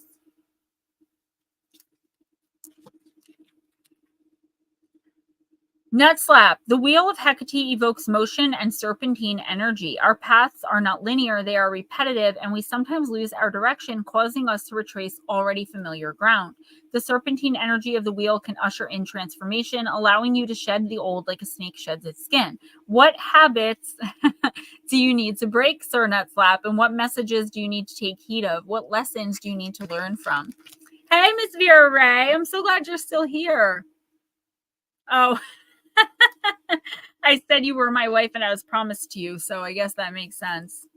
I'm a married woman. I don't understand. Okay. Nutslap, there are some bad habits here. We talked about this last week, but I feel like it's like perpetual things that you're doing, and it's not like you're doing bad things. It's just that whatever it is you're doing to like pass your time is like the reason why you're not advancing in ways that you think that you should be or really wish that you were. So say for love, for example, you're not going to find love where you said you were going. In work, if you're trying to find a new job, it's like there's something that's holding you back energetically because I feel like you're just focused on the wrong things. I feel like, and this isn't a judgment or indictment, it's coming from spirit, not me. It's like you have, what is it called? You're like very pessimistic about things, like sarcastic. I love that about you, but I feel like the universe is saying here that like you have to open up and give people a chance and give the universe a chance to work in your life. If you're constantly walking around like, well, I'll never get that job, she'll never like me, like the universe will bounce that energy back to you. I don't feel like you're in a great energetic space right now. We all go through this, these dark nights of the soul. I feel like you're kind of in between. You're like, whatever, you know, whatever about everything, like whatever. But the universe needs you to stop, to concentrate, and to focus because you have some opportunities coming in, and opportunities are always coming in. That's kind of why every card is like, you're going to have an opportunity. But this is the universe telling you need to pay attention to them. I do see a new job for you, but I feel like it's not what you're like. Maybe there's a job that you want or something, but it's like, you're not going to get that job, or you're going to get it and it's going to suck. And the reason is that is not for you. That is for you to meet someone or step into some type of whatever that's going to bring you the opportunity for where you really belong. Again, stop waiting for the perfect moment because it's now. Also, if you have any really bad vices, which I don't think you do, maybe take a break from them or give them up completely because I feel like they are energetically blocking you. You're like picking up other people's gross energy and just walking around with it without even noticing. And that is shielding you from the universe being able to use your light to work, if that makes sense. Well, there's a reason. It's because you are supposed to not get it. Because you're supposed to be somewhere else. This is the universe getting involved. Not getting that job is actually a really good thing because that shows you that the universe is getting involved and stepping in and saying, no, this isn't for you. If you do end up getting it, because free will can change anything at any time, it's not going to be for you. Who's next? Okay, so I got it. Next is Divine Empathic, then Vera Ray, then Valerie Lanier, then Nicole Perrone, then Killa Demonics. If you're here, Killa Demonics, and want a card, let us know. If I just called your name, I see 3 of you. Let me know you guys are still here. Divine Empathic, I see you. Vera Ray, I know you're here. Valerie, Nicole. Okay, so we have all of them. All right. Who's Since next? you got them, must I leave? See you. There are people after them. Just timestamps. You already know those. No, we didn't do New England Dirt Roadie. He didn't want one. How dare you? No, I'm just kidding. Okay. Divine Empathic. I'm going to use the new deck if you don't mind. And like I said in the beginning, my mom got me a new deck. Ray's going to pick it up for me on Sunday. You guys are too much. Yes, Valerie.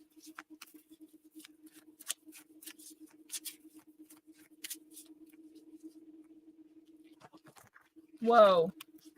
How rude. I know. I talk to him every day. That's probably why.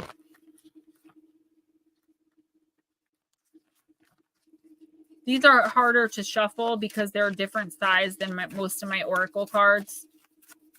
And there's also 82 of them. All right, Divine, let's see what you get.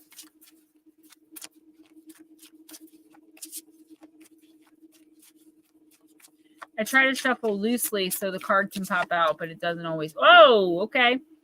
You got, oh my gosh, really?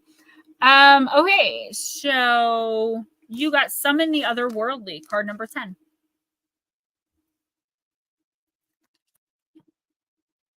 I see you, baby. Shaking that derriere. Hey. All right, Divine. You have the power to bring forth energy from all other dimensions. Everything mind-blowing in this realm was brought here by someone daring enough to usher it in. Make this world a stranger, more beautiful plane of existence. I don't know what this is. Are you dabbling in something, honey? Divine, I'm serious though. Are you dabbling? So here's the thing. Just make sure that you're protected. And yes, Mike, I did. And Ghost Dragon disappeared, so I can't see him.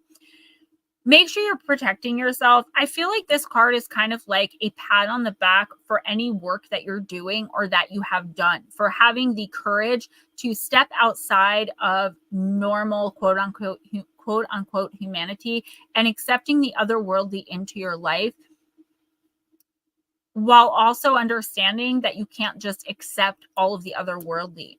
This is the universe telling you, if you have the chance to help someone with what you're doing, particularly in the next 2 weeks, please do so. Also, I don't want to scare you. I don't like what I'm seeing.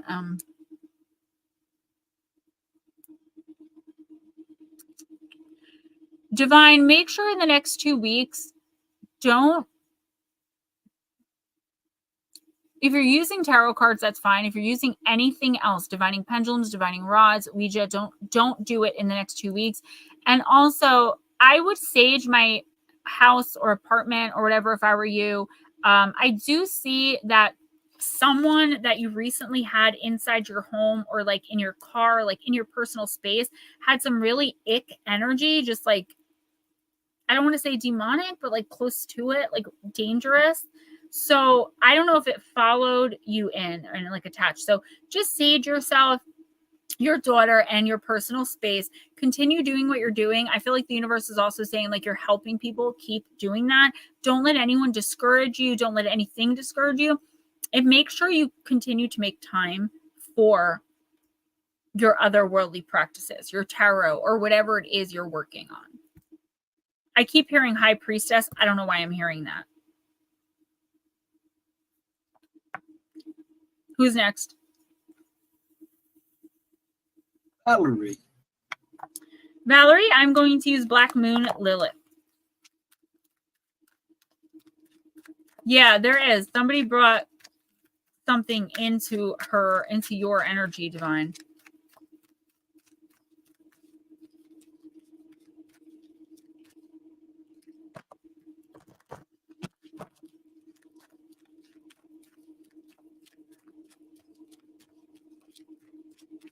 All right. Oh, that's too many cards. Miss Valerie.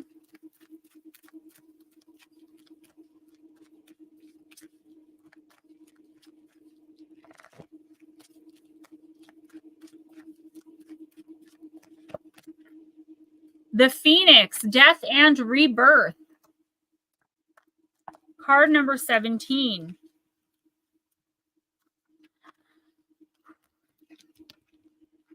Valerie, when the Phoenix Oracle card shows up in your reading, major life changes are on the horizon, so it's important to prepare yourself. This can mean uncomfortable upheaval, unexpected events, and major shifts in mindset. Your life is about to completely change and never return to the way it was. It's important to release attachment to the outcome and understand that this is all happening for your soul's growth. The Phoenix is an ancient occult symbol linked to the zodiac sign Scorpio. Death, regeneration, and rebirth are all parts of both. In ancient Egypt, the Phoenix was associated with immortality and infinity. It's not a coincidence that Scorpio is the 8th sign of the zodiac, and the number 8 is also the shape of the infinity symbol. The Phoenix is depicted as an eagle-like bird with vibrant gold and red feathers that would live for 500 years, die, and then be reborn. Ancient Egyptians believed that just before death, the Phoenix makes a nest of cinnamon, myrrh, and herbs. It then sets its nest on fire as it bursts into flames and destroys itself. A new Phoenix rises from the ashes, and when it grows strong enough, it creates an egg from its old ashes and places it at the altar of the sun god Ra. The Phoenix burning invokes the alchemical practice of embodying your true frequency through shadow work, life upheaval, and integration of what's blocking your light. This mystical process of soul ascension and internal transformation cannot happen without a death of ego or dark night of the soul.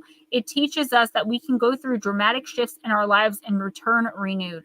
When this card appears, it's time for you to ride this wave of change toward your more aligned and true future self. New realities are crashing in. It's time for upheaval and transformation. Have no fear. This is just part of the process. And you're a Scorpio. I saw you say that before. Okay.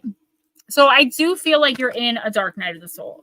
I think everyone in here is, because I see so many of us, when I tap into the energy to do the reading, like the sun's on the horizon. And the sun, for me, that's how I see spiritual ascension or the awakening. And we have many awakenings. There isn't just one. So, Valerie, I just need to look at something really fast. Come on, don't be stupid. Okay, so there is a lot going on. Like, why is this happening to me, right? And we all go through this. We all go through this at times, and then we go through times where it's like life is pretty good, right? Nothing's ever perfect. But the more poop we go through, the better we end up being, but only if we can learn from it. Because if we can learn from it, we can grow from it. Grow through what you go through, right? I said that last week, but it's real. Valerie, everything that's happened that has made you question, why you're here is going to eventually end up teaching you a lesson of who you are and why you're here. You are in the process of rebirth. You are shedding your old skin like a snake molds. You don't see it, but you feel it. You have to feel that something is different in the air. You are coming into a time of ascension unlike any other you've ever lived through in this lifetime. It's painful, it's traumatizing, it's terrifying.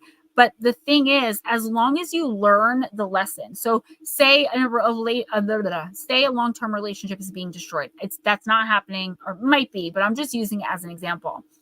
You're like, what the heck? I love this person. How could they do this to me? If you understand that you weren't meant to be with that person, but that person was meant to teach you XYZ, you can move on. And now you know what to look for in the next person so that you don't end up like this one. You are growing and changing at an amazing rate. And I would tell you within the next 3 to 6 months, everything that's happening right now is going to make so much sense. You are going to be healed, aligned on your chart, aligned with your destiny, ready to take on the world, basically, as a renewed woman, a healed, reborn spiritual being. This is beautiful. It's ascension. But I know the pain. I can feel it right now of everything that you're dealing with. The universe is telling you, hold on, don't give up. The universe has got your back. And the quicker you acknowledge that you have no control and cannot change any of this, and that all of it's happening for the most part, because some things aren't, but for the most part, all of this is happening because of seeds you planted. You may have planted them inadvertently, accidentally, and unknowingly, but you still planted them. And the universe is like, you've got to face up to this. As soon as you do, make peace with it. No guilt, no shame, no fear, no regret. Those are all from the devil, and we do not have time for it. Stop living in the past. Stop living in shame, guilt, fear, regret. Move on from it. Forgive yourself, and whoever else wants to forgive you, that's fine. They can come along for the ride, but anyone that doesn't has got to go. That was very powerful energy. Okay, you ready for your next one? You Vera Ray, and then we'll do Nicole, then timestamps. All right, Vera, I'm using the Moonology manifestations. I am old, okay? I'm old.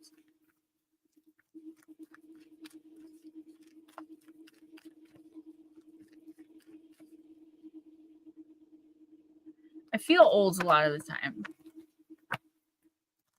Yes, Valerie, but when I'm channeling, like, I can't read the comments, so I normally don't respond to them just because I don't see them. When I'm channeling, I see a picture in my mind's eye of like what they're showing me, and I'm listening, and I'm taking all that in. So if you're speaking in the chat to me, I'm probably not going to see it.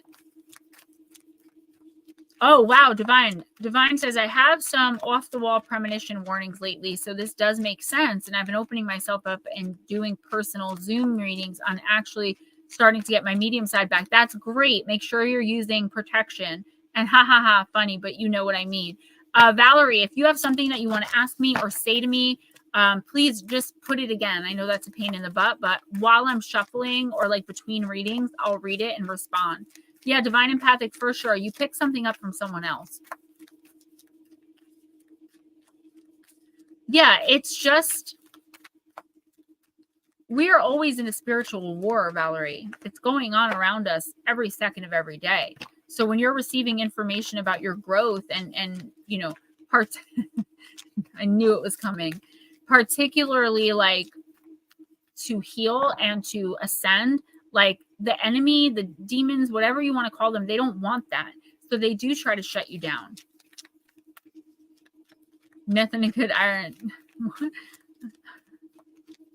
All right, Vera, let's see what's going on with you. Valerie, you probably didn't. Every time I talk about like the BEK, my computer shuts down. That means you need the message even more. Vera, you got full moon in Gemini. Embrace the flow of life. Beautiful card. Vera, have you been fast talking lately, or is someone trying to fast talk you? Your best bet could simply be to keep quiet for a while. You or someone else in this situation definitely needs some space. Taking a moment out of the constant carry on will allow you to see what's going on. Thank you, Divine. Love you.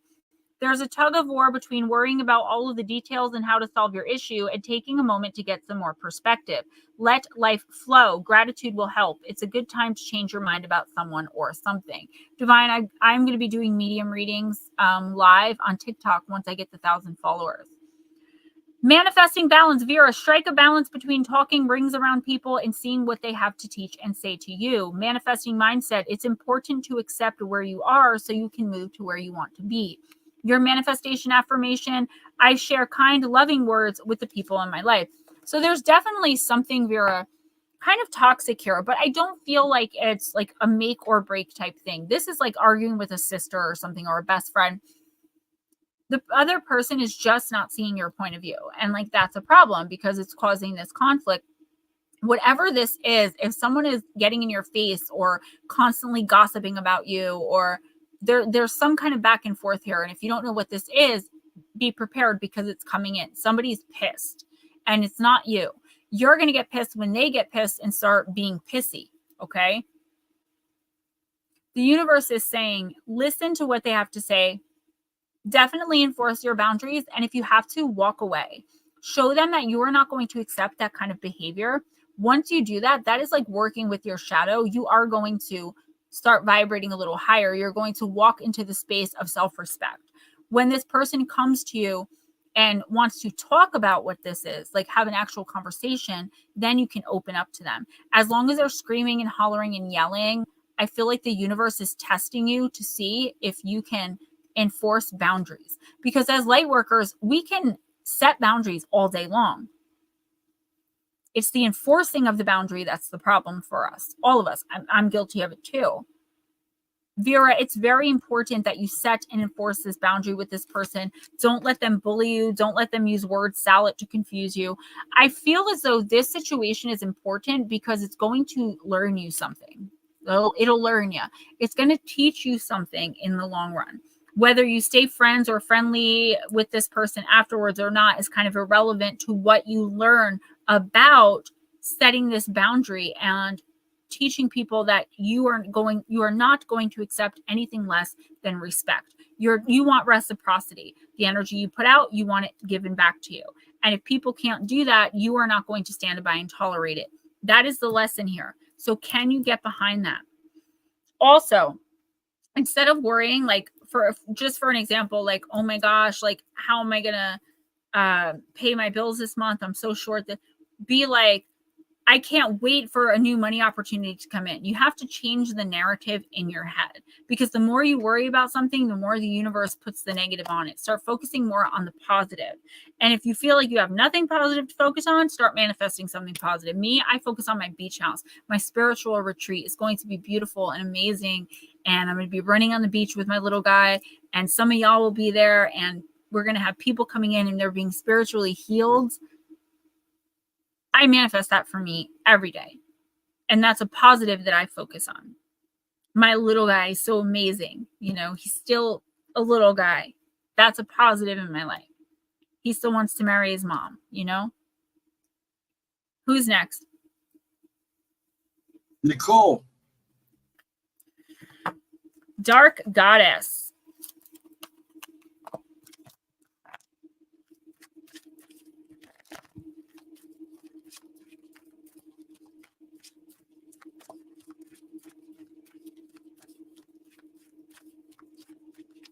Did a lot of readings tonight. That's pretty awesome.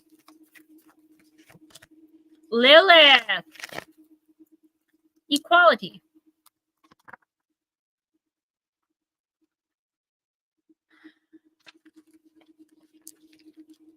Nicole, alluring serpents slip and slide, secrets whisper deep inside. All are equal, but don't back down. Master this. You wear the crown. By the power of the dark goddess in me, protection in place, blessed be. Nicole, what made you presume to be so high and mighty? Now, don't take this the wrong way, because it might be someone else's energy. Your ego self has enjoyed looking down its nose way too often when you've compared yourself to others, and you'd much rather go off and do your own thing your own way. Of course, your way is far better than anyone else's, isn't it, in your opinion? Whereas self-confidence is always encouraged. Lilith, the first woman of creation, reminds you that everybody is equal in the eyes of the goddess. She encourages you to not only admire your marvelous attributes, but to see the gift in others. Everything that is alive has its own place and unique energy to help this world tick. Harness your own strength and power and use it for the highest good. Lilith embraces the fact that you are not subservient to others. However, she will assist you in bringing your perception into balance so that you can defend your identity while embracing the equality of all. Don't ever put yourself down or feel inferior to anyone. Walk your own path. Hold on to your beliefs, and don't be swayed by another's. You are as good as anyone else. Snake symbols confirm your transformation. Stand your ground for equal pay and treatment. Respect is key. Nicole, there is definitely something that you want. And I don't know if it's like okay, Vera, have a great night. I don't know if this is like a dream that you have deep down inside that like you don't talk about, or something that you're actively working towards. Good night, Valerie. Thanks for coming in. Anyone else? Love you guys. Wait a minute. Who said that?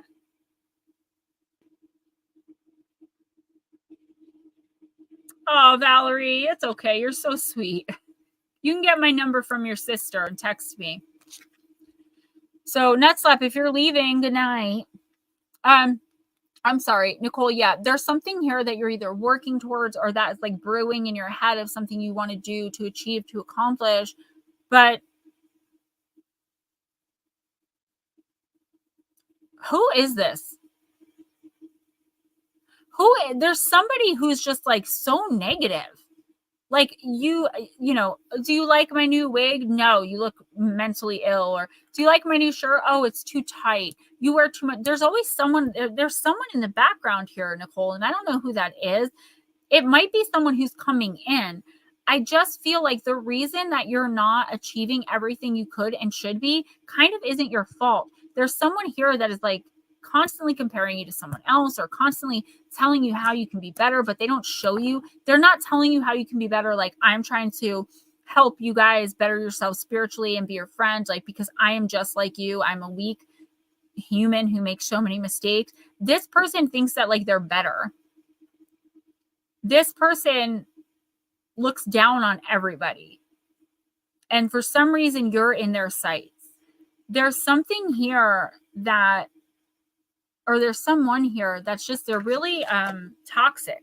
And again, you may not know who it is. It could be someone at work. It could be a family member. It could be a partner. It's like their energy of being around them is very uncomfortable, and it's stopping you from expressing yourself of like what you want to do, or like some idea you have that could really help you and bring you closer to your contract and closer to where you're actually supposed to be, instead of just kind of dwindling and dwelling where you were put or where you've ended up. I feel like you really don't. It's not like you need to put this person in their place, like you need to go off, but you do need to like let them know that like you are no longer tolerant of their behavior. Like, for example, do you like my new wig? No, you look mentally ill, having pink hair. Oh, okay. And walking away and doing everything you can to not let that stick with you. Because when you have someone who's constantly putting down your dreams, it makes you second guess what you're doing. Is what I'm doing silly? Is that idea stupid? When in reality, all it does is stop you from taking chances, and the chances and opportunities it's stopping you from taking are what are going to build you up. Please make sure that you enforce boundaries with any toxic, narcissistic people in your life. Anyone telling you, like putting you down, just understand that they are so insecure. Remember that they are a sick person and feel bad for them, right? Think about like, I don't know, like somebody who maybe doesn't have very good mental faculties, right? Not saying they'd be a bad person, but like when this person's putting you down, here it is. Think of a toddler saying these things to you, because that is the mindset of this person. They are sick. There's something wrong with them. They're very about self. They might be a dark spirit. Don't listen to anyone telling you not to do something, because whatever is going on in your life, whatever opportunities are coming in, all systems do point to go. Or bend over.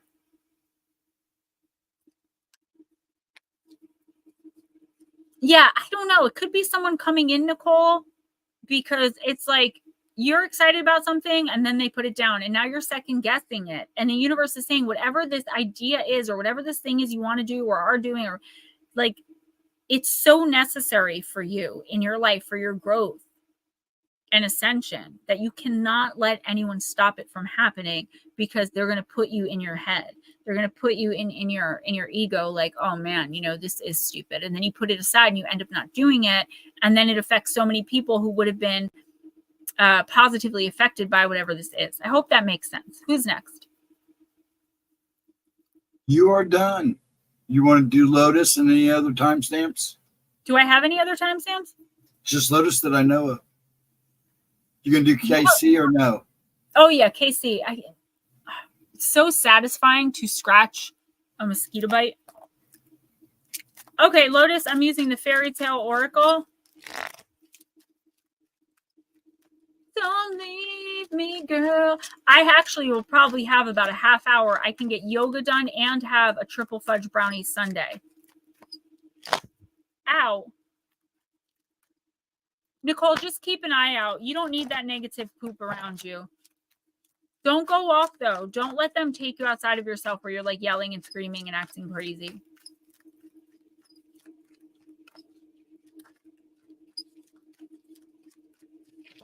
Lotus, you got the poisoned apple, and it is the card of jealousy. Card number 6.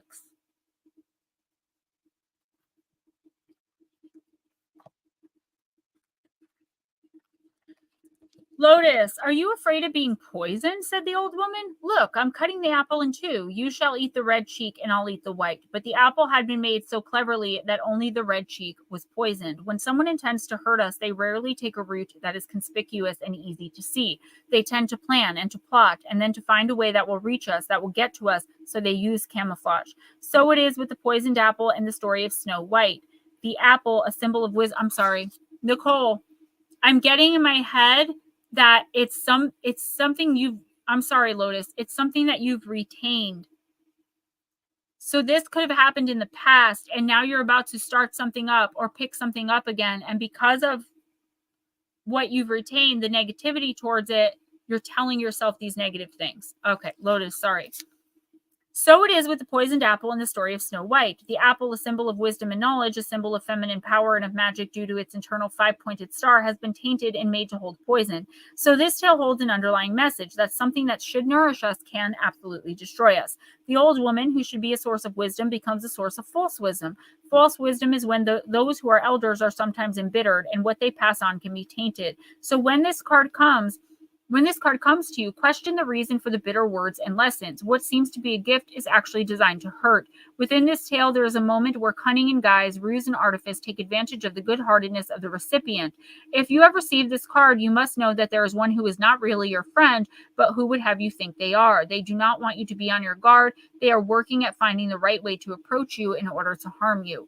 Within the tale of Snow White, the evil queen or the mad mother wishes to devour the energy and the life of the young, beautiful daughter who may not be hers by blood.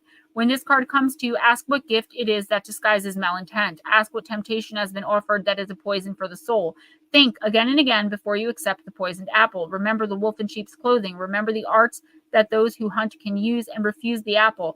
Find your own way to power, to knowledge, to love, and to wisdom. And if you have accepted the poisoned apple, fear not, you will recover, and the pain you journey through will grant you the gift of experience, true sight, and a clear view of your relationships. Lotus, this is not good. Yeah. So good night, Divine. I do feel, Lotus, that there's something that's like seemingly really, really positive. It could be here's the thing. It could be like an offer, like the offer of a gift or the offer of an opportunity or a position, but it's like what they're asking for in return. You know what I'm saying? It's like not good. I would say like pass on any opportunities that seem too good to be true. And also watch what you say in the next 2 weeks, specifically, and who you say it to. I feel like someone is angry with you or upset with you, but they're not telling you. So now they're out to like get you. So anything you say to them because you trust them is going to like get twisted up and turned around, and like they're out to like turn people against you. I don't know who this could possibly freaking be, and it's like, haven't you dealt with enough? Also, someone's offering you something, but it's toxic. So like someone's like, I'll help you with XYZ. All you have to do is give me 10% of your company, and like for some reason, like they're able to, not that specific thing, but they're able to try to almost convince you to do this. You have to be on your guard of everyone in the next couple of weeks. Also, I feel like there's some situation you're giving and giving and giving and giving and giving to that you're not going to get reciprocal energy. You're draining yourself in this situation. It's like, yes, it's good to help others. Yes, it's good to care that others are okay, but to your own detriment, no, you need to take a step back, fill your cup. Don't accept any too good to be true offers, no get rich quick schemes, and put people in their place when they are asking for too much. If someone's too much, say so. I tell people you're doing too much, and it's not a compliment. Watch giving away like ideas and like who you talk to. Obviously, I don't mean me, but that is what someone would say, right? If they didn't want you to be on to them. But something weird is happening here. Someone is trying to like destroy you. Pedro, I don't know where he is in this. We need to talk personally. All right, Miss Casey. I'm going to use the Del on a Wait. By the way, I'm wondering if you got your spiritual helper box. Miss Casey ordered a spiritual helper box. They are $120, but they include so much stuff. Homemade black witch salt, homemade clearings and cleansing sprays made with homemade moon water. They are, what is it called? What is it? Charged. They're spiritually charged with crystals that I spiritually charged. There's a whole bunch of crystals in there. And then I put like little gifts. But to KC, I gave her a really special gift that I thought she would find really funny that had nothing to do with spirituality. And I always do that in the boxes. I find like little stuffies or like, you know, I put sage bundles, cedar bundles, depending on what you need. I put oil rollers of little perfumes, but they're protective. If you know, it depends on what you need. They're custom made for whatever you're particularly dealing with. Sometimes there are bath salts. Yeah. Candles, for sure, candles. Yes, you're on to me. What? All right. Miss Casey. Shh. No, I'm just kidding. Just kidding. Oh, you got the blue fairy. This is a great card. Card number 27. KC, there was this sweet man who wanted so badly to have a son. I granted his wish and gave him one out of a wooden puppet. Pinocchio was the name of the puppet. I watched over him during his adventures to get sure he grew wise. Then I transformed him into a real little boy. I only appear to those who have faith in my lucky star and gently pray for my intercession. If they're pure at heart, I grant their wish and pour magic into their lives.